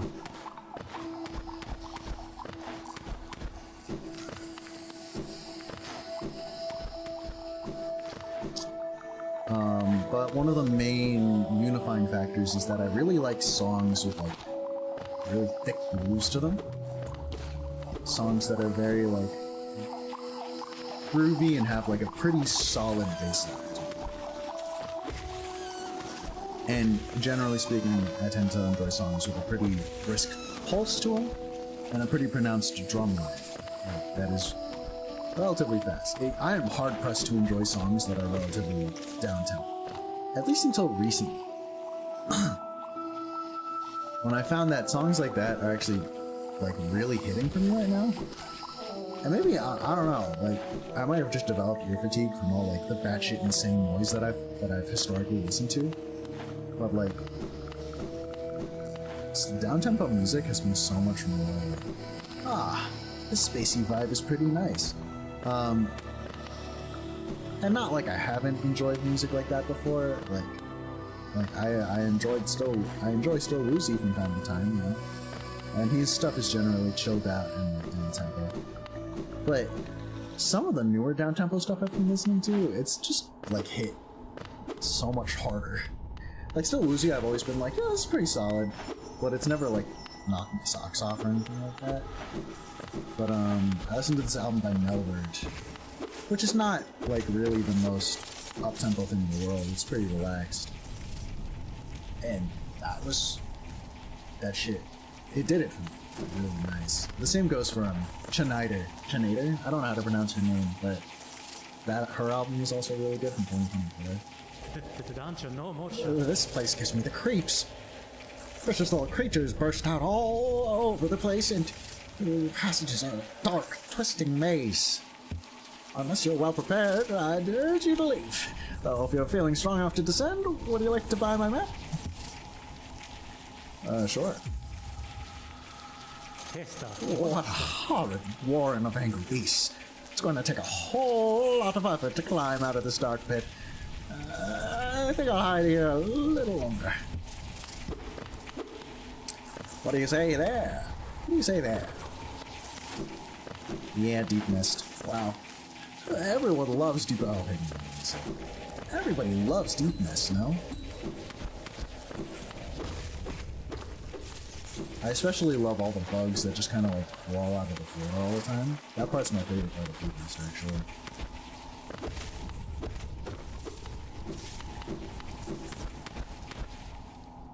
Okay, yeah. The next bench I find, I will probably just chill. Me realizing that I might not find my next bench for like a little while.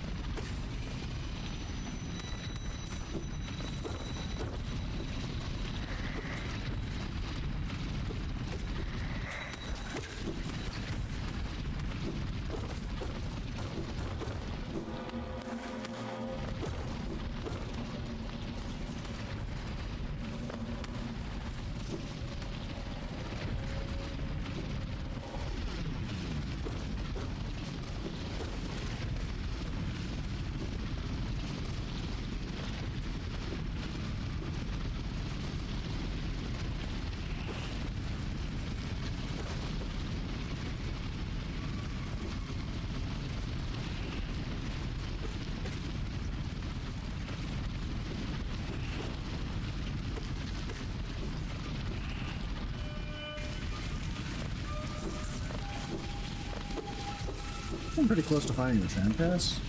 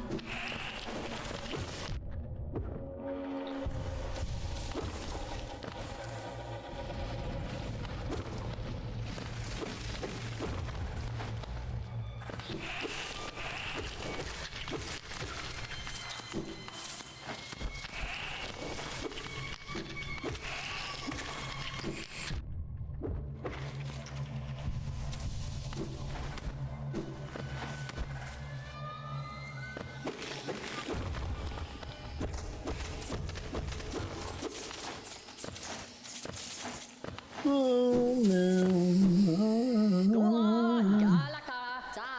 Oh, ow. Oh, whoops.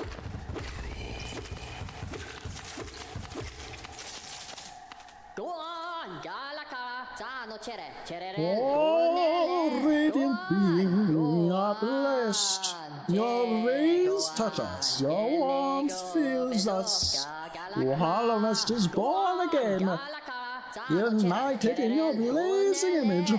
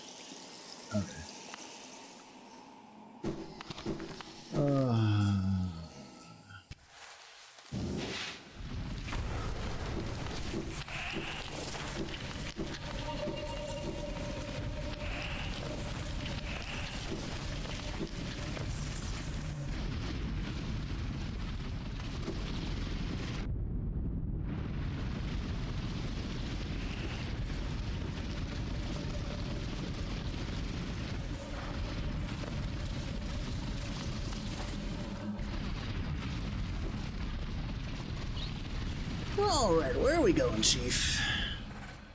Yeah, I'm just kind of vibing now. I'm trying to find a bench. I'm like a little bit like, yo, we need to end. For my sake, because it's getting pretty late.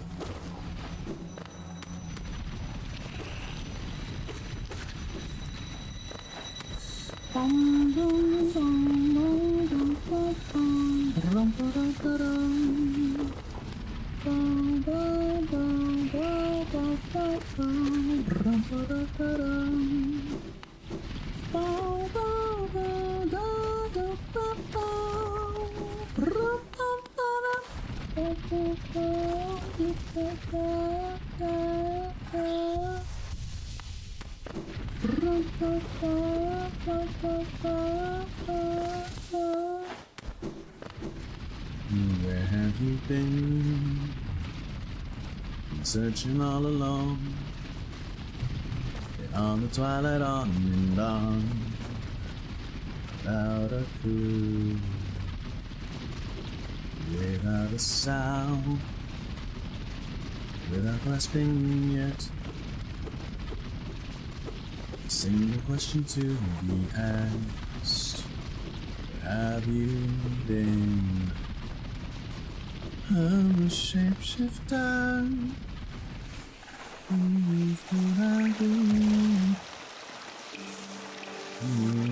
Hiding both face and mind, all free for you to draw. I'm a shapeshifter. To my core. Please don't take off my mask, my disguise.